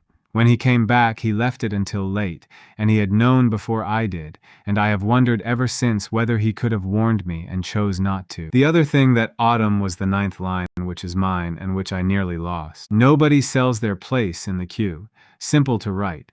It took about 6 weeks for somebody to test it properly, and the somebody was a smith called Gaunt out of Cinder Row. Gaunt had a place near the front on a full night, and he sold it for 4 silver to a wool factor, who had come up from the south and did not want to wait, and he sold it quietly, and about 40 people saw him do it. Vela had him out of the door in under a minute, and the factor with him, and that would have been the end of it, except that Gaunt came back in the morning with his wife and 3 children, and stood on the step. He had sold the place because his daughter needed a doctor in Dello, and 4 silver is a doctor. That was true. Anno the horse doctor confirmed it, and Anno does the people in Cinder Row as well because there is nobody else. So there it was on my step. A man breaking the one rule I had written myself, for the only reason anybody ever breaks a rule like that. We did not hold a hearing, whatever people in Hesk say now. There was no bench and no reading out, and nobody was sent for. What happened was that Vela stood in the door and gave the line, Gaunt gave his reason, Ursa put 1 sentence on top, and that was all of it. If he keeps his place, the line means nothing by Thursday. Then Kova from inside, without coming to the door. And if he loses the girl, the line means nothing either, it just takes longer. I stood there. Miel was on the step behind me because Miel is always on the step, and it was Miel, 11 years old with blue hands, who came out with the thing that fixed it, and I have never taken credit for it, and I am not starting now. Why does he have to sell it? Why can he not give it away and somebody give him 4 silver for something else? Which is how the 11th line got written, and the 11th line is that a place cannot be sold and can always be given, and that anybody who gives their place goes to the front the following night. Gaunt gave his place to a bargeman's wife and went home. The house paid Anno for the girl out of Mother Ansel's kitchen money, which was not Mother Ansel's money, and which she has never returned. The girl is fine. Her name is Wren, and she works the Dello stage now, and she is going to be worse than Vela inside 5 years. And I did not lose the 9th line, and I have thought a great deal about the fact that it was saved by a child asking why, and not by me being clever, and not by anybody being punished. Sergeant Elo Grath came down from saddle 3 times that autumn. The first time was about the double rate, and he paid it. The second time was about a soldier who had gone into the barn drunk and been put out of it by Vela with a bench, and he came to complain, and left having apologized twice on behalf of the garrison. The third time he came with orders, and the orders had the house at the disposal of the saddle garrison on nights of hard weather, meaning soldiers first, meaning the road cleared. He read them out on my step, and he hated every word, and everybody watching could see he hated it. Grath is a fat, tired, decent man who has been holding a pass with 40 men and a bell for 11 years, and who has buried more of them than he will say. Yrsa took the paper off him, looked at it, handed it back. Who wrote it? And Grath produced a name in the capital that meant nothing to anybody in Hesk, and Yrsa answered that in that case, the man in the capital could come and stand on this step and say it himself, and until then, the board stood. And Ilo Grath looked at her for a long moment, and then gave her a thank you, and went back up the hill, and never raised it again, and sent down 2 barrels of lamp oil at midwinter with no note. That is how most things in the north get decided, not by the paper, by whether the man carrying the paper wants it to work. The gnaw took somebody that autumn. I have been putting this off, and there is no way to come at it sideways, so here it is straight. His name was Senet's boy, and I never learned the boy's own name because nobody used it. Senet sells pies at the Hess Gate, and everybody called him Senet's boy, and he was about 15. He was on the midnight post. He was carrying the stone from the Bittern up to Marrow Ford, 4 miles on a clear night, on the flattest stage of the whole run. He sat down. That is all anybody can work out. There is a stone wall at Stover's Field about halfway, with a good flat top, and he sat down on it with the hearthstone in his lap, and the stone was found on the wall in the morning still warm. He came back at about 8, walking, quiet. He came into the Marrow Ford stage and stood in the doorway and did not ask for anything. I was not there. Aud Crake was there. She has been through the whole of it with me once, and will not do it again, and I am not going to write down the part she told me. He is alive. He lives with Senet at the gate, and he sits where he is put, and he eats when he is fed, and there is nothing behind it. Anno has looked at him. There is nothing to look at. What I remember is the meeting afterward, which was not a meeting, it was 11 people in my kitchen at 4 in the morning with nobody having been sent for. Because there was a thing nobody wanted to say and everybody had worked out, and Hugh Carty put it up in the end because Hugh Carty is the one who calls the weights. The post is the most dangerous job on this road, and we invented it. Before the stone, nobody walked at midnight. Now 4 people a night do, alone, so that everybody else can sleep. Every single hour of rest in this valley is bought with somebody outside in the dark. I had built a country that ran on exactly the same trade as before, and I had made it enormous, and I had never once looked at who was carrying it. Sarn had been doing it with money. I was doing it with volunteers and armbands and Mother Ansel's midnight bread, and I had felt good about myself the entire time. That is what I mean by not being brave. I was pushed into every single decision in this story by somebody else's cost. So the post goes in pairs now, and never a boy under 18, and the walkers sleep first and walk after, and there are lamps every half-mile on the bittern stage because Rue set them, and Rue will not discuss it. Nobody has been taken since. That is not the same as nothing, and it never will be. And Senate's boy sits at the gate. The winter itself was the good part, and there is not much to say about a good part. The house was full every night, and I stopped being able to tell one night from another, which for a man who never sleeps is a genuine hazard, and the road a hell. Yrsa had the Tuesdays and the Fridays. That was not written down anywhere. She simply had them, and after a while, when somebody needed her on a Friday, the answer was that she had the Friday, and nobody ever asked what for. She started bringing things to those nights. A knife she was rehandling, a boot that needed a patch. Once, in February, a bag of walnuts, and we sat there until 4:30 cracking walnuts with the flat of a knife and arguing about whether the copper kettle had been a good inn. It was not a good inn. It was a loud, badly run, cheerful inn, where the beer was fair, and my mother knew every carter on the North Road by name, and I put it that way, and Yrsa answered that this was a good inn, and I was confusing good with tidy. Then came the other thing, at about 5 in the morning, with a walnut shell in her hand, and I am putting it down because it is the closest either of us came all winter. I have never once wanted a house.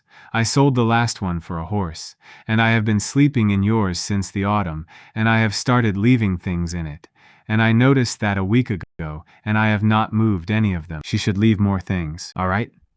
Then she went and checked the door, because Yrsa Halden checks the door when she has said too much, and in the morning there was a whetstone on my kitchen shelf next to the lavender, and it is still there. Vela's winter was the saddle house, which she took over in November on the grounds that somebody had to, and that she was the only one of us who frightened soldiers. She runs it like a garrison. She has a bell, she has a schedule painted on a wall, she has terrified Elograth into an arrangement whereby the garrison supplies the lamp oil for the whole northern run, in exchange for what nobody has ever established. And every 9th day she walks down to Hesk to see the house that started it, and to inspect my kitchen, and to tell Mother Ansel that the stew is thin. The stew is not thin. Mother Ansel's gray pot has never been thin in its life. It is a fixed piece of theater, and both of them would be devastated if it stopped. Kova took the Dello road, and she took Miel with her, and it broke something in this house to have them gone, and it was right. Miel is at the weaving house 3 days, and on the road 4, and she has opinions about the running of every stage between here and the pass, and about half of them are correct, and Mistress Dabb says the girl will end up owning the county. Kova came back once a fortnight all winter, and she never came empty. Blue wool, a hinge, a jar from the Dello orchards. She has never thanked me for anything, and she has never arrived empty-handed, and it took me a winter to see that the second is how she says the first. So that was the winter. Full house, a whetstone on a shelf, a bell at saddle, a boy sitting at the Hesk gate, and 1,100 people in the ashen valleys with no work. And then there was the long wake, and I have had a whole year to decide what I think about it, and I still do not know. The long wake is the northern feast, and it falls on the longest night. The whole point of it, the entire 200-year point, is that nobody sleeps. Every house lit, every door open, every person in the valley awake from dusk to dawn on purpose, together, once a year, so that for one night the thing everybody does out of fear gets done out of stubbornness instead. You keep the long wake. That is the phrase. Old men in Hesk say it to each other the way people elsewhere ask after a wife. There is a hot mash that Lissam Ray brews once a year and will not brew any other time, and which tastes, in the considered opinion of everybody who drinks it, like boiled fence. There is a bell at Saddle called the Night Bell, that Elo Grath's garrison rings at every hour on that night and no other, and the sound carries all the way down to the bittern on a hard frost. And that winter, for the first time since anybody had been keeping count, most of the North slept through it. Because there were 9 warm rooms and the doors were open, and it was the coldest night of the year, and people are people. I did not think about it in advance at all, and I want the honest version in. I had a full house on the longest night, the way I had a full house every night, and I stood in my own doorway feeling pleased. Then Odile came down from Cinder Row. Odile is the midwife for the whole northern half of this valley. She is about 70, and she has caught something like 400 children, including Wren, and including, 30 years ago, Bet. She stood in my doorway with a lamp in her hand and looked down the barn at all those people asleep, and she did not say anything for a while. Where is everybody? Inside. I can see that. Where is everybody? And I understood the question about 4 seconds too late, which has been the pattern of my entire life. Up on the common there were maybe a dozen of them. Odile and Sennet from the gate, and Tass the cooper, and old Gaunt's mother, and 4 or 5 others whose names I only learned that night, and Aldo, sitting on a stool where Sennet had put him, with a blanket. They had built the fire. They always build the fire. They had the mash on and the cups out, and they were going to keep the long wake, 12 of them, on a common outside a town of 4,000, and the rest of the valley was asleep in a warm room 40 feet away. Iverton came up with Barrow and stayed. So did Odd Crake. So did Duff, and Duff sang the Bargeman's Wife the whole way through with all the verses, including 2 that Mother Ansel had never heard and objected to at length, and then joined in on. I stayed.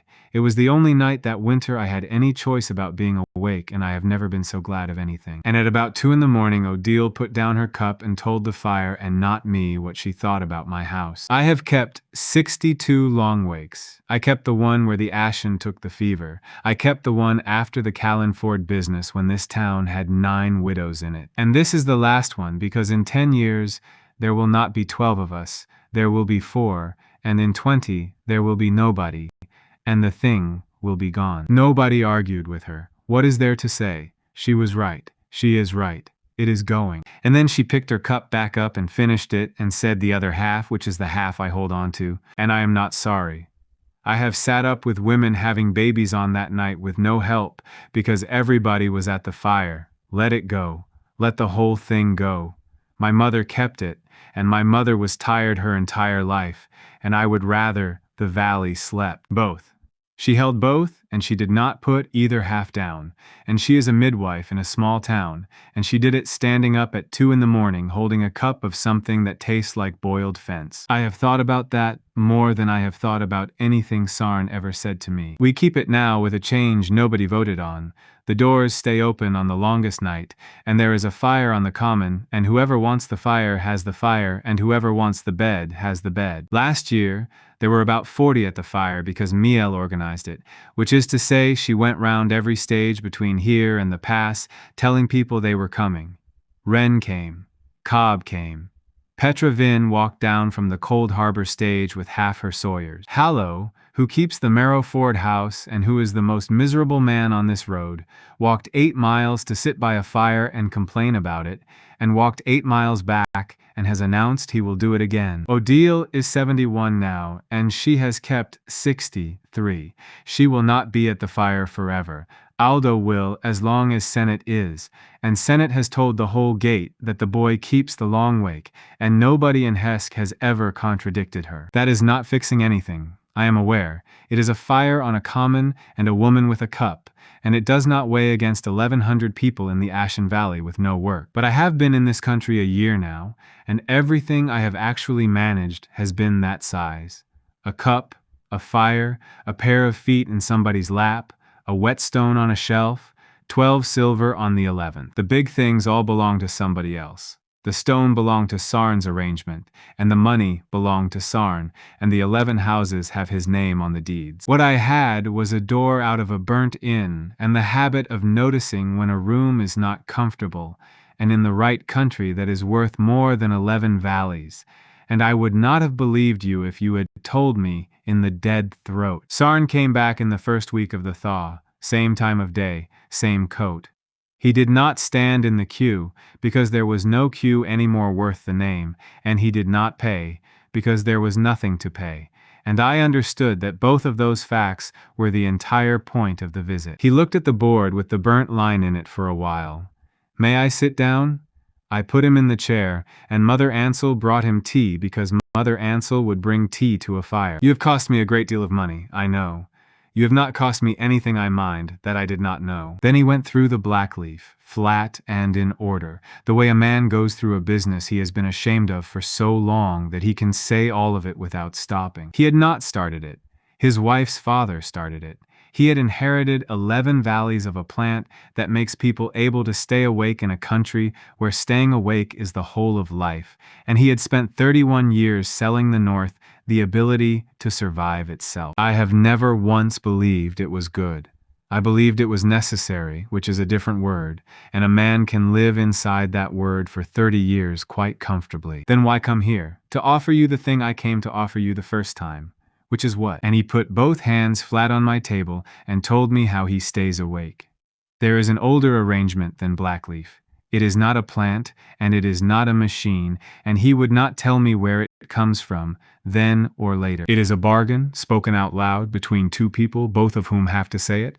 One person names hours, the other person accepts them, and then the hours move. The one who gave them sleeps and does not wake, rested, because the rest has gone out of the sleep. The one who took them does not sleep at all, and does not need to. He had bought his first 4 hours from a stable hand in his wife's father's yard, 31 years ago, and he paid 2 silver for them, and the man was glad of it.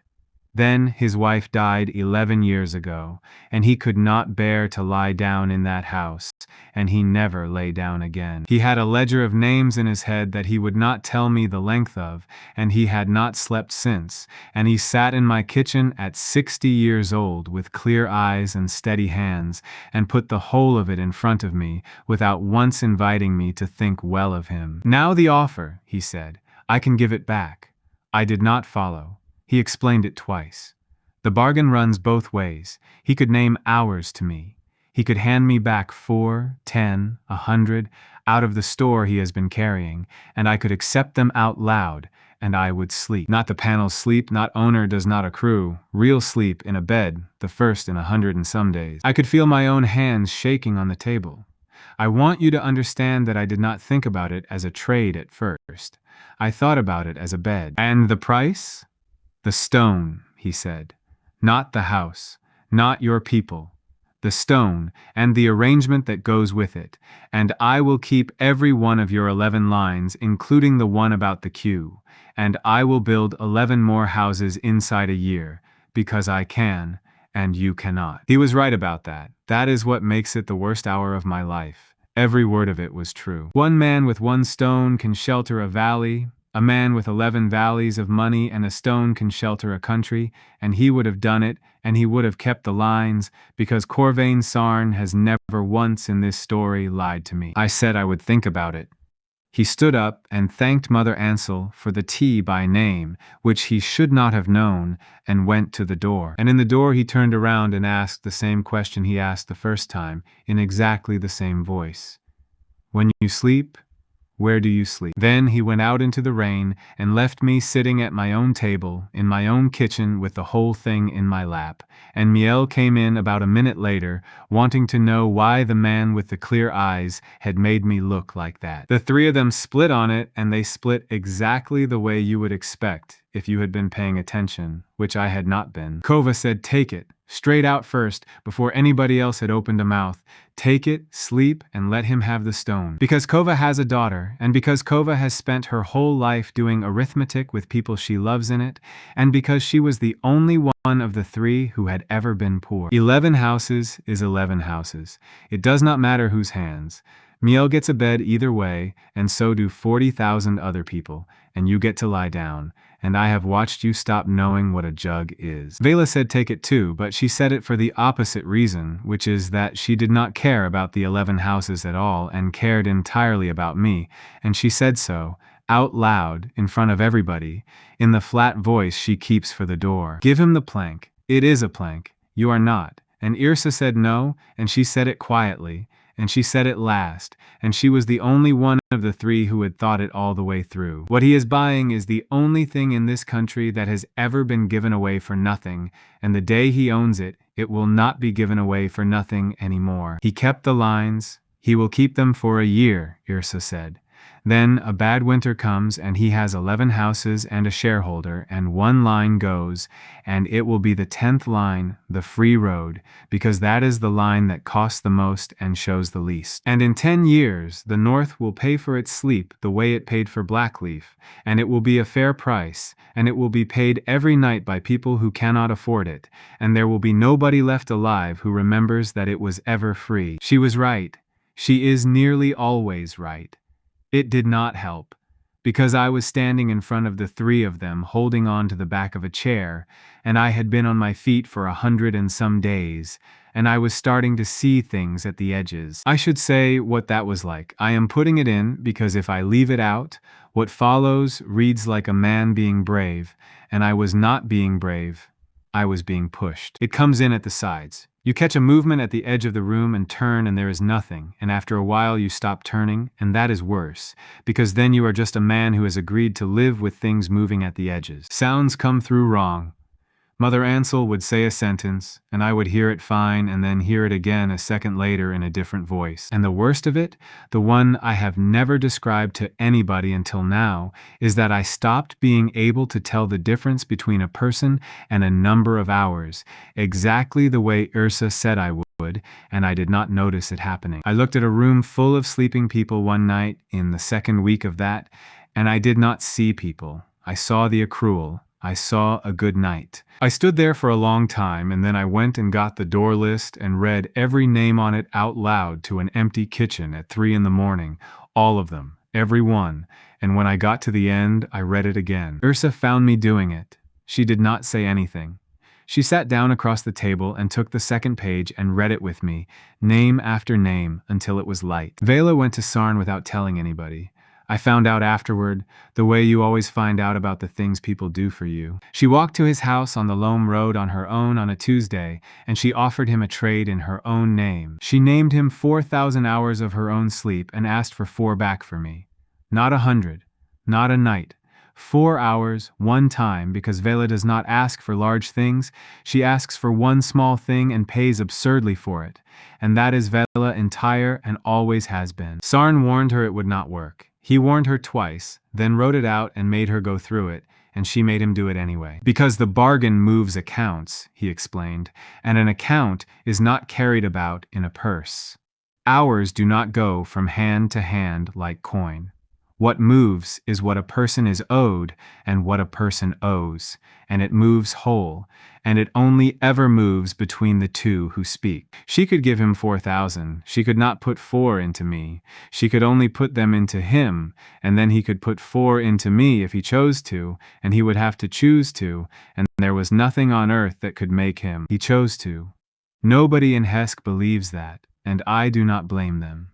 He took 4,000 hours off a woman who could not afford them, and he put 4 of them into me and kept the rest.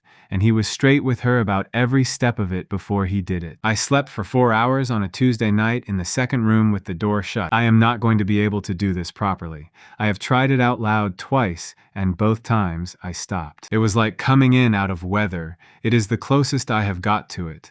You know the moment in a doorway when the sound of the rain goes from being all around you to being behind you. 4 hours of that.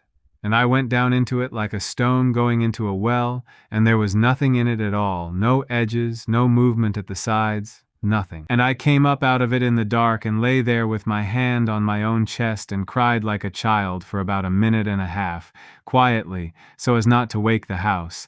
And then I got up and went out to the kitchen and found Vela sitting at the table. She looked terrible. She looked the way I had looked, and she smiled at me with the whole of her face, which she had never once done in 6 months.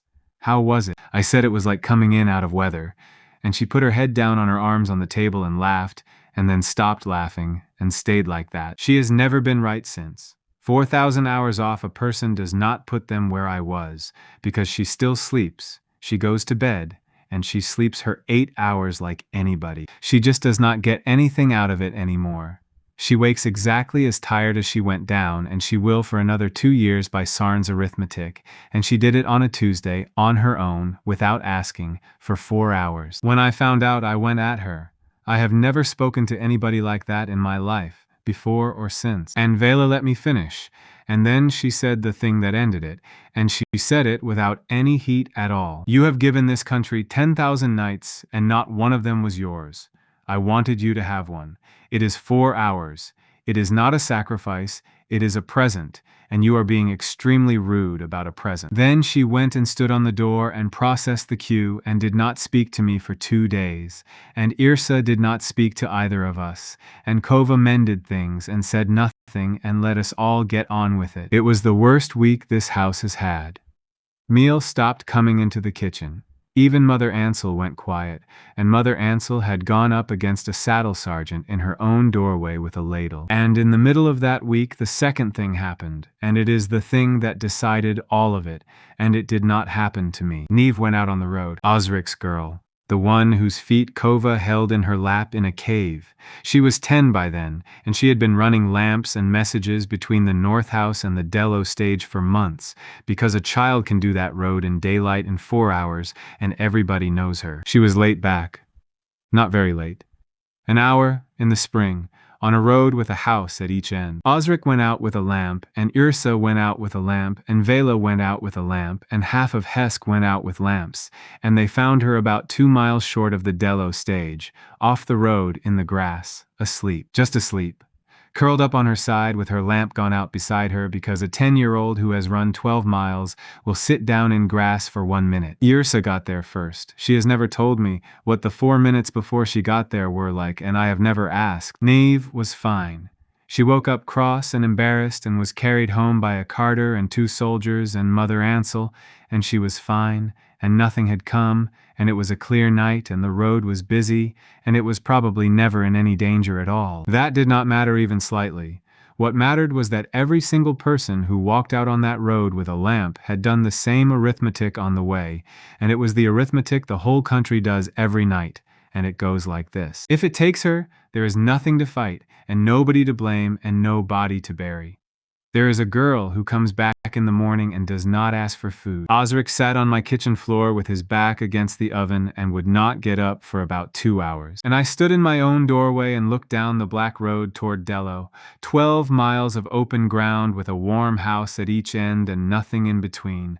And I thought about the 10th line on my board. The road between here and Dello is a bed for anybody on it. I had written that. I had put it up in my own hand, and it was not true and had never been true, because a road is not a bed. A road is a road, and I had 1 stone. 1 stone. Sarn had 11 valleys and a fortune and no stone, and I had a stone and no fortune. And between the 2 of us there was a country full of children walking home in the dark. I decided that night, and I decided the opposite of what everybody expected, including me. I went to Irsa first because she was going to hate it most.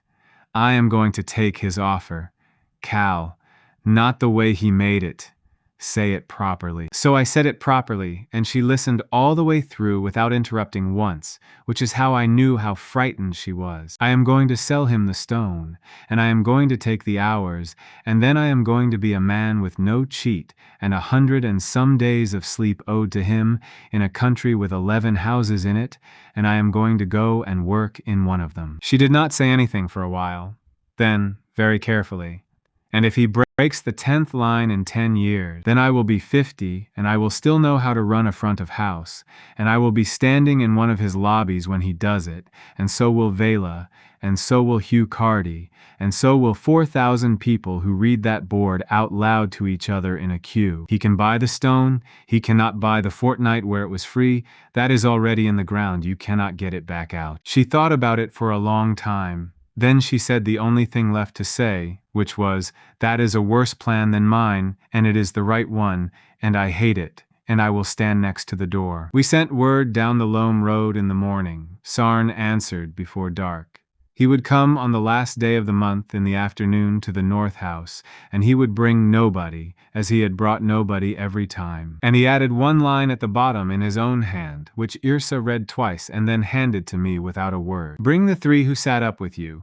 This should be done in front of people who will remember it correctly." He came on the last day of the month at about 4. In the same coat, on foot, up the hill from the north gate with his hat in his hand because the wind was going. We did it in the kitchen.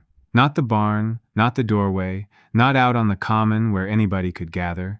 Mother Ansel put the kettle on because she puts the kettle on, and then she stayed, and nobody asked her to go. Yrsa stood at the end of the table. Vela sat on it, which she does when she is furious and wants everybody to see her not caring. Kova stood by the oven with her arms folded, and Miel in front of her with both hands on the girl's shoulders. Osric came in at the last minute and stood by the door with his hat in his hands as well, and Hugh Carty came in behind him with the door list under his arm out of pure habit and put it down on the dresser and never opened it once. That was the room, and that was everybody in it. No crowd on the common, no bell rung, nobody sent for. 6 people and a child and a kettle in the kitchen of a house that had begun as a plank. Sarn sat where I put him. He turned his cup round on the table twice, and then he began. And he began by making sure I understood, which is the thing about him I have never been able to put down. "You know how it is done?" "Yes." "Say it back to me." 2 people speak. One names, one accepts. It moves whole, and it only moves between the 2 speaking. "Good. And you know what you are selling. The stone and the panel and the arrangement. And you know what you are buying. Sleep. 100 days of it, and the rest of my life ordinary, and no cheat and no stone and nothing." And then came the question. He had put it to me twice before, and both times I had heard a taunt in it, and it had never once been a taunt. "When you sleep, where do you sleep?" "Nowhere. There is no bed for me in this house, and there never has been. Why is that?" And I said the 3 words, out loud, in my own kitchen, for the first time in front of anybody but Yrsa. "Owner does not accrue." He went still. I want to be accurate here because it is the only part of this that matters, and I have had it repeated back to me wrong 100 times since. He did not go pale. He did not flinch. And he did not look at the door. Corvain Sarn sat very still at my table for the length of about 4 breaths and worked it out, and I watched a man who had bought sleep off 300 people in 31 years arrive at the bottom of a hole he had been digging the whole time. "Say the rest of it." "There is no rest of it." "There is. Say it." And I did not have the rest of it. Yrsa did. "He is the weight on the other end," she said. "Every hour anybody has slept in this house came off him, and it has never once gone back, and it does not go back, because owner does not accrue. 9,000 nights, somewhere near it." He looked at the ceiling of my kitchen, at the beams I had bought out of other people's sleep, and he laughed, once, and it was not a pleasant sound, and it was not bitter either. 31 years I have been carrying 11, and I have spent the last 2 of them frightened of the day it comes down, and I have looked all over this country for somewhere to set it, and there has never been anywhere, because a man can only pass it to somebody who will take it, and nobody takes it. Then he looked at me. "And you have been standing under 9,000 for 100 and some days, and you did not know that is what you were doing, and you were going to hand it to me for a nap." That is when I understood I had almost done something monstrous by accident. I sat down. Vela got there first, out loud, the way she gets everywhere first. Then, "We are finished. Nobody signs anything. Everybody go home." And Sarn said no. He said it quietly, and he said it to me and not to her. And then he said it, and he had thought it through before he walked up the hill, and I am certain of that now. "I will take it." Nobody said anything for a moment. Mother Ansel took the kettle off the heat, which in that kitchen is the same as a bell. "You do not know what you are saying. I know exactly what I am saying. I have said it 300 times to people who did not know what they were saying, and I would like once to be the one on the other side who does." Then he laid it out. And he laid it out like a man who has run 11 valleys for 30 years, because that is what he was. He would take the account whole. He would take the stone and the panel and the arrangement, all of it, at the price he had already named, and he would take what was under it, and he knew what was under it now, and he wanted it recorded that he knew. And then he would go down, and he would go down for a long time, and he was not going to pretend to any of us that he thought he was going to get up soon. And his money would build the houses anyway, because he had written that out before he came, and left it with people who would do it, whether he was standing or not. He had come here to hand over 11 valleys either way. The only thing he had ever wanted for himself out of any of it was to be the man who did it. That is what he lost. I want that understood. Because people tell this story as though he was punished, and he was not punished, and nobody in that kitchen punished him. He got the stone. He got every single thing he came for, and he got it at his own price, and he named the terms himself, and he had invented the terms 31 years ago in a stable in his wife's father's yard. What he lost is that he is not going to see it. 11 houses are going up between the loam and the pass this year with his money, and his name is on the deeds, and he has not seen one of them, and he will not. He wanted to be the man who fixed the north. He is going to be a man who slept through it. Irsa tried to stop it. She got between him and the table. Do you understand that this takes everything from you? And he answered without any drama at all. Madam, I have not lain down since my wife died. There is nothing left in me that I have not already spent staying upright.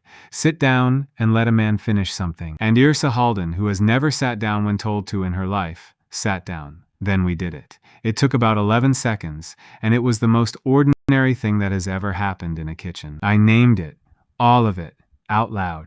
Every hour owed, every night in the ledger, the whole weight from the first hour on the ice in the dead throat to the last cot in the Dello stage, and I named it slowly because my mouth had gone dry. And Corvain Sarn said, I accept it. That was all.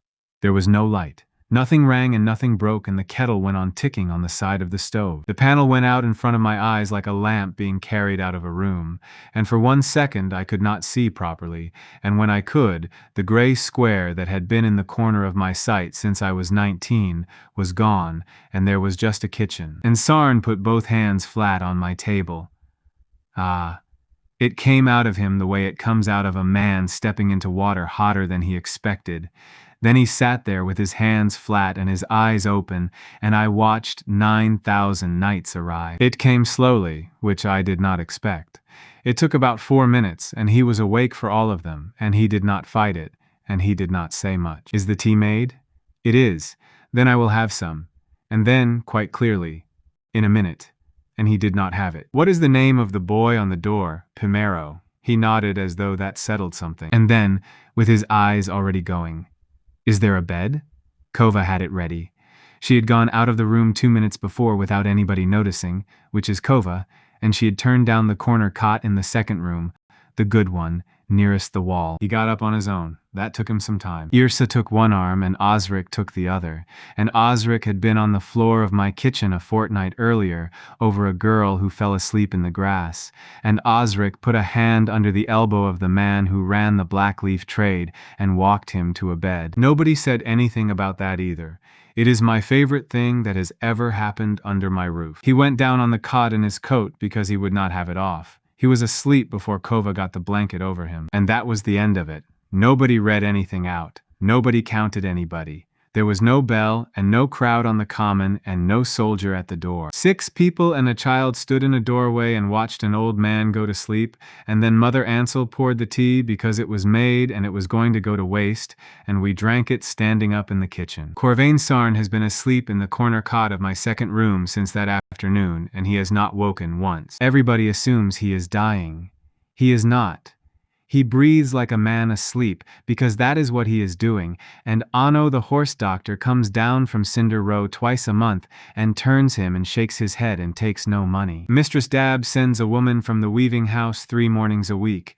Nobody asked her to, and nobody would dare ask her why, and when I tried once she talked about the price of alum until I went away. By his own arithmetic he owes something over 9,000 nights, and he is working through them at the ordinary rate of 1 a night.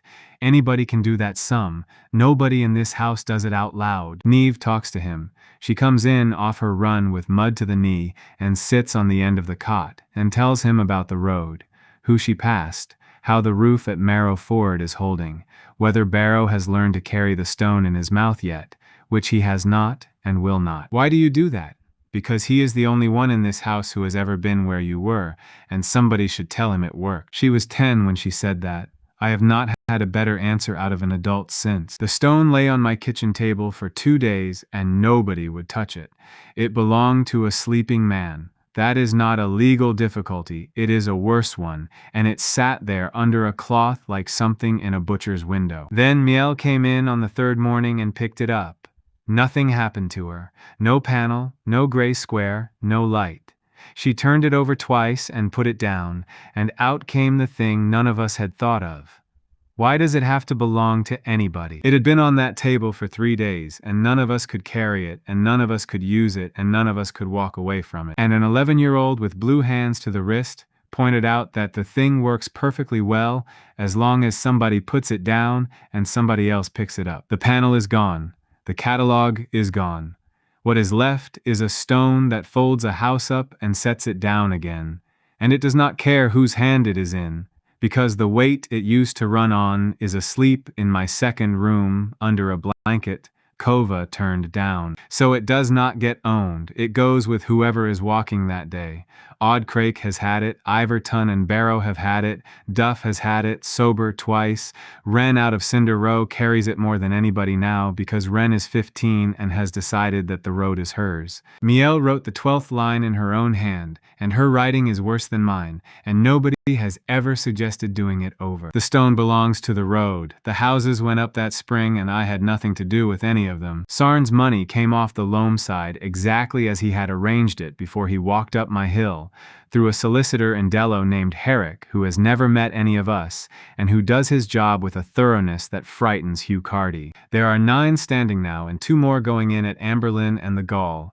Yrsa goes to every opening. She stands in the doorway of a new house on the 1st morning with whoever is going to be working it, and she does not leave until that person can give her back every line on the board without looking. She has done it 11 times. She will do it every year. She promised it at the time, and Yrsa Halden has never once promised a thing she did not then do. Hallow has the Marrow Ford house, which he took because nobody else wanted the Bittern stage in winter, and he has complained about it in writing to Herrick the solicitor 4 times, and has turned down 2 offers to move. Petra Vin has Cold Harbor and 100 and some Sawyers and a permanent argument with Lissam Ray about the price of stump beer at altitude, which Ray says is a real thing, and Vin says is a swindle. Tass the Cooper made the water butts for all 9 and would not be paid, and then took payment in beer, and then complained about the beer, which is the whole of Tass. The 9 have names now which nobody planned and nobody can stop. The North House is just the house. Dello is the orchard because of the trees. The Bittern is the wet house, and Hallow hates it. Marrow Ford is the ford. Cold Harbor is the saw. Saddle is the bell, after Grath's night bell, and Vela pretends to find that undignified, and has had it painted on the gable. Cinder Row is the forge, for Gaunt, who has never asked for that, and who goes red about it.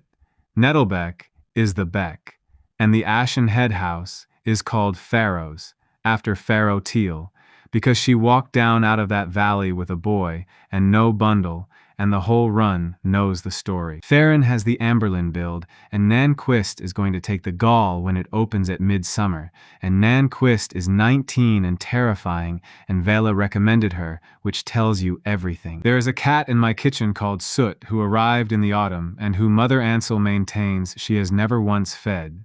Soot sleeps on the warm strip by the door where Vela used to sit. Tass built her a box for it out of an offcut of Amberlin oak, and she has never once been in the box, and nobody has ever suggested moving her. Odile keeps a bed in every one of them. Not for herself. She had it written into the boards at the 3rd opening, and Yrsa put it up without argument, and it is the 13th line, and it says, "A midwife walks in ahead of anybody." She has used it 11 times that I know about. Till's first was born under a roof at the orchard. Cobb's sister was born on a Bittern stage floor in February, with Odd Crake holding a lamp and Barrow shut in the wood store for barking. Kova has the Dello Road. Miel runs behind her at a dead sprint with opinions, and Mistress Dab kept the girl's place at the weaving house for the winter and came out to the north house at midwinter to tell me so, and stayed 4 hours and drank a great deal of Lissam Ray's stump beer. 12 silver a season, paid on the 11th, 4 years running, and I have never seen Kova look at that number without her jaw going. That debt was the first one this house ever paid, and I put it first on purpose. Hugh Carty keeps the lists for all 9 houses and has never gone back to salt.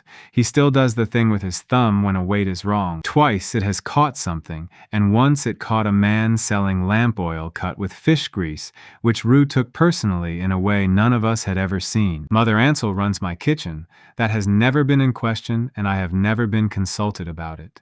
Pharaoh Teal runs the second one, and the two of them are at war about salt in the gray pot, and both of them are enjoying it enormously. Cobb is 8 and still on the lamps, and he has got a promise out of his mother that the midnight post is his at 18, in pairs, with a lamp every half-mile. She agreed to it in front of witnesses and then went out and stood on the step for about an hour. Bet came to work the second room in the spring. She asked for it herself. She wanted the room where the strangers sleep, and I did not ask why, and about a month later she came out with it anyway. He was cold at the end. I have known that since the afternoon you told me he was warm. I took it anyway, and I would take it again, and now I would like to be the one who is warm to the next man who sits down and does not get up. I did not have one word to give her back. She went and turned the beds down, and she has turned them down every evening since, and she is the last one out of that room every night of her life. Sennett's boy sits at the Hesk gate beside the pie table. Sennett talks to him all day while she works. Everybody who buys a pie says his name because Sennett started using it after that night, and now the whole town uses it, and it is Aldo. Aldo is not coming back. There is no line in this story where somebody clever finds a way. Anno has looked at him twice, and there is nothing to look at, and the reason his name is in this at all is that I want it in. Plum died in February, old, in the cold, and it had nothing to do with anything. Osric got another mule and called it Plum, which he says is simpler, and Vela says is lazy, and the argument has been running since the thaw, and Vela does not get her 2 years back either. She sleeps her 8 hours and gets nothing out of them, and she will for a while yet. She is tired, the way I was tired. She is not as far along as I was, and never will be. And there are edges in the room at night. So there is a rota, on the back of the same board, on the same nail. Yrsa proposed it, Kova wrote it out, and Miel keeps it, and mostly it is me, because I sleep now whenever I want, and I am the only person in this valley who can afford to give a night away. We sit in the saddle kitchen with the lamp low, and she talks. About her grandmother in Dello, about the captain she ruined at 19, about the farm at Grey Sister she is never going to buy and has already chosen the field for. About once a night she goes quiet and says something with the skin off it, and then immediately says something filthy to cover the sound of it, and I let her, because she set the arrangement, and it is hers. Are you going to sit there all night? Yes, you do not have to, I know. Then why? Because you walked to the Loam Road on a Tuesday on your own and did a sum in your head and paid it, and nobody has ever once made you say why, and I am not going to start. She threw a boot at me. It is on a shelf next to the whetstone and the lavender, and she will get it back at the equinox. Yrsa stayed. I slept the first proper night of my life about 6 hours after Sarn went down, and I did not manage a bed. I got as far as the kitchen bench and sat down to pull my boots off, and that was the end of me. She has since described how I went over mid-sentence, and that my whole weight came onto her shoulder like a coat off a hook, and that she sat there 11 hours and did not move her arm. Vela came through at some point, looked at the pair of us, and went out again without a word, which is the most restraint that woman has shown about anything in her life. I woke at 4 the next afternoon on my own kitchen floor with a blanket over me and my head on somebody's folded coat, and the first thing I saw was the lavender on the shelf, and I have never in my life been so confused about where I was. Yrsa was at the table with a cup gone cold. How was it? Like coming in out of weather. Good. Then, there is a man from the bittern about the timber for the Amberlin roof, and Mother Ansel has been holding your dinner 4 hours, and Miel has written out a rota for sitting up with Vela without asking anybody. Am I on it? 4 nights in 7. Her reasoning is that you are the only one in this valley who can afford to give a night away. Is she right? She is always right. It is the trouble with her. And you are not sitting up tonight because you do not have to anymore, I know. Then she reached over and put her hand flat on my chest for 1 second, the way Kova had done on the bridge that first day, which I have learned is how the North says a thing that would take anywhere else a great many words. Then she went and stood by the door, and I went and ate my dinner standing up because Mother Ansel needed the chair. We are going south in the spring. That was Osric's idea and Rue's, which is to say Osric put it out loud, and Rue had already packed. Below the pass the country is warmer and richer, the roads are metalled, and by everything Herrick can find out, they have never had a night's sleep down there either. No blackleaf, no sarn, nothing at all. 200 years of people watching each other the hard way, in a place with money in it, and no stone. 9 houses cover the winterward. There is a whole south under it that nobody has ever put a lamp in, and it starts at a town called Lowater, where the loam goes wide, and by Duff's account, the barge people there sleep in shifts of 2 hours, and have done since anybody can remember. So I am going to walk down there, when the road dries with a stone that belongs to the road, and a woman who checks doors, and Wren is coming because Wren has informed us that she is coming, and Barrow is coming because Ivor cannot stop him. Bram Oxlade came up the loam in the autumn, a wool factor with a good coat, and got put out of my door by Vela for the thing he tried at the front. He has offered to fund the whole southern run out of his own pocket, twice, in writing, and has been turned down twice, and will be turned down again, and keeps asking, which I have started to respect. Herrick says the deeds can carry a southern arm inside a year.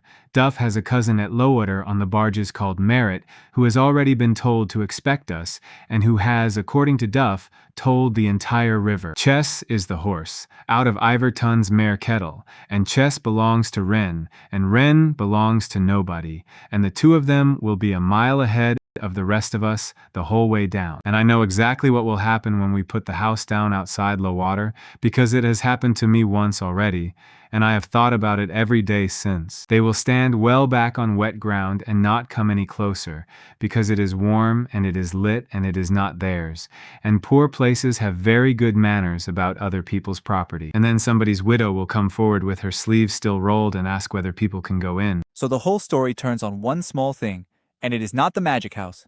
A cook looked at 3 soldiers freezing to death and worked out that what was killing them was not the cold. It was that none of them could ever put their eyes down. He had no power and no money. He had run an inn, so he knew what makes a person feel safe enough to lie down. And he spent a winter handing that out and kept no share of it. It nearly finished him, and the people around him would not let it. Somebody sat up with him every night and nobody wrote it down. Rest is not a soft thing you get to when the work is done. Somebody is always paying for it, and if you cannot see who, it is probably you.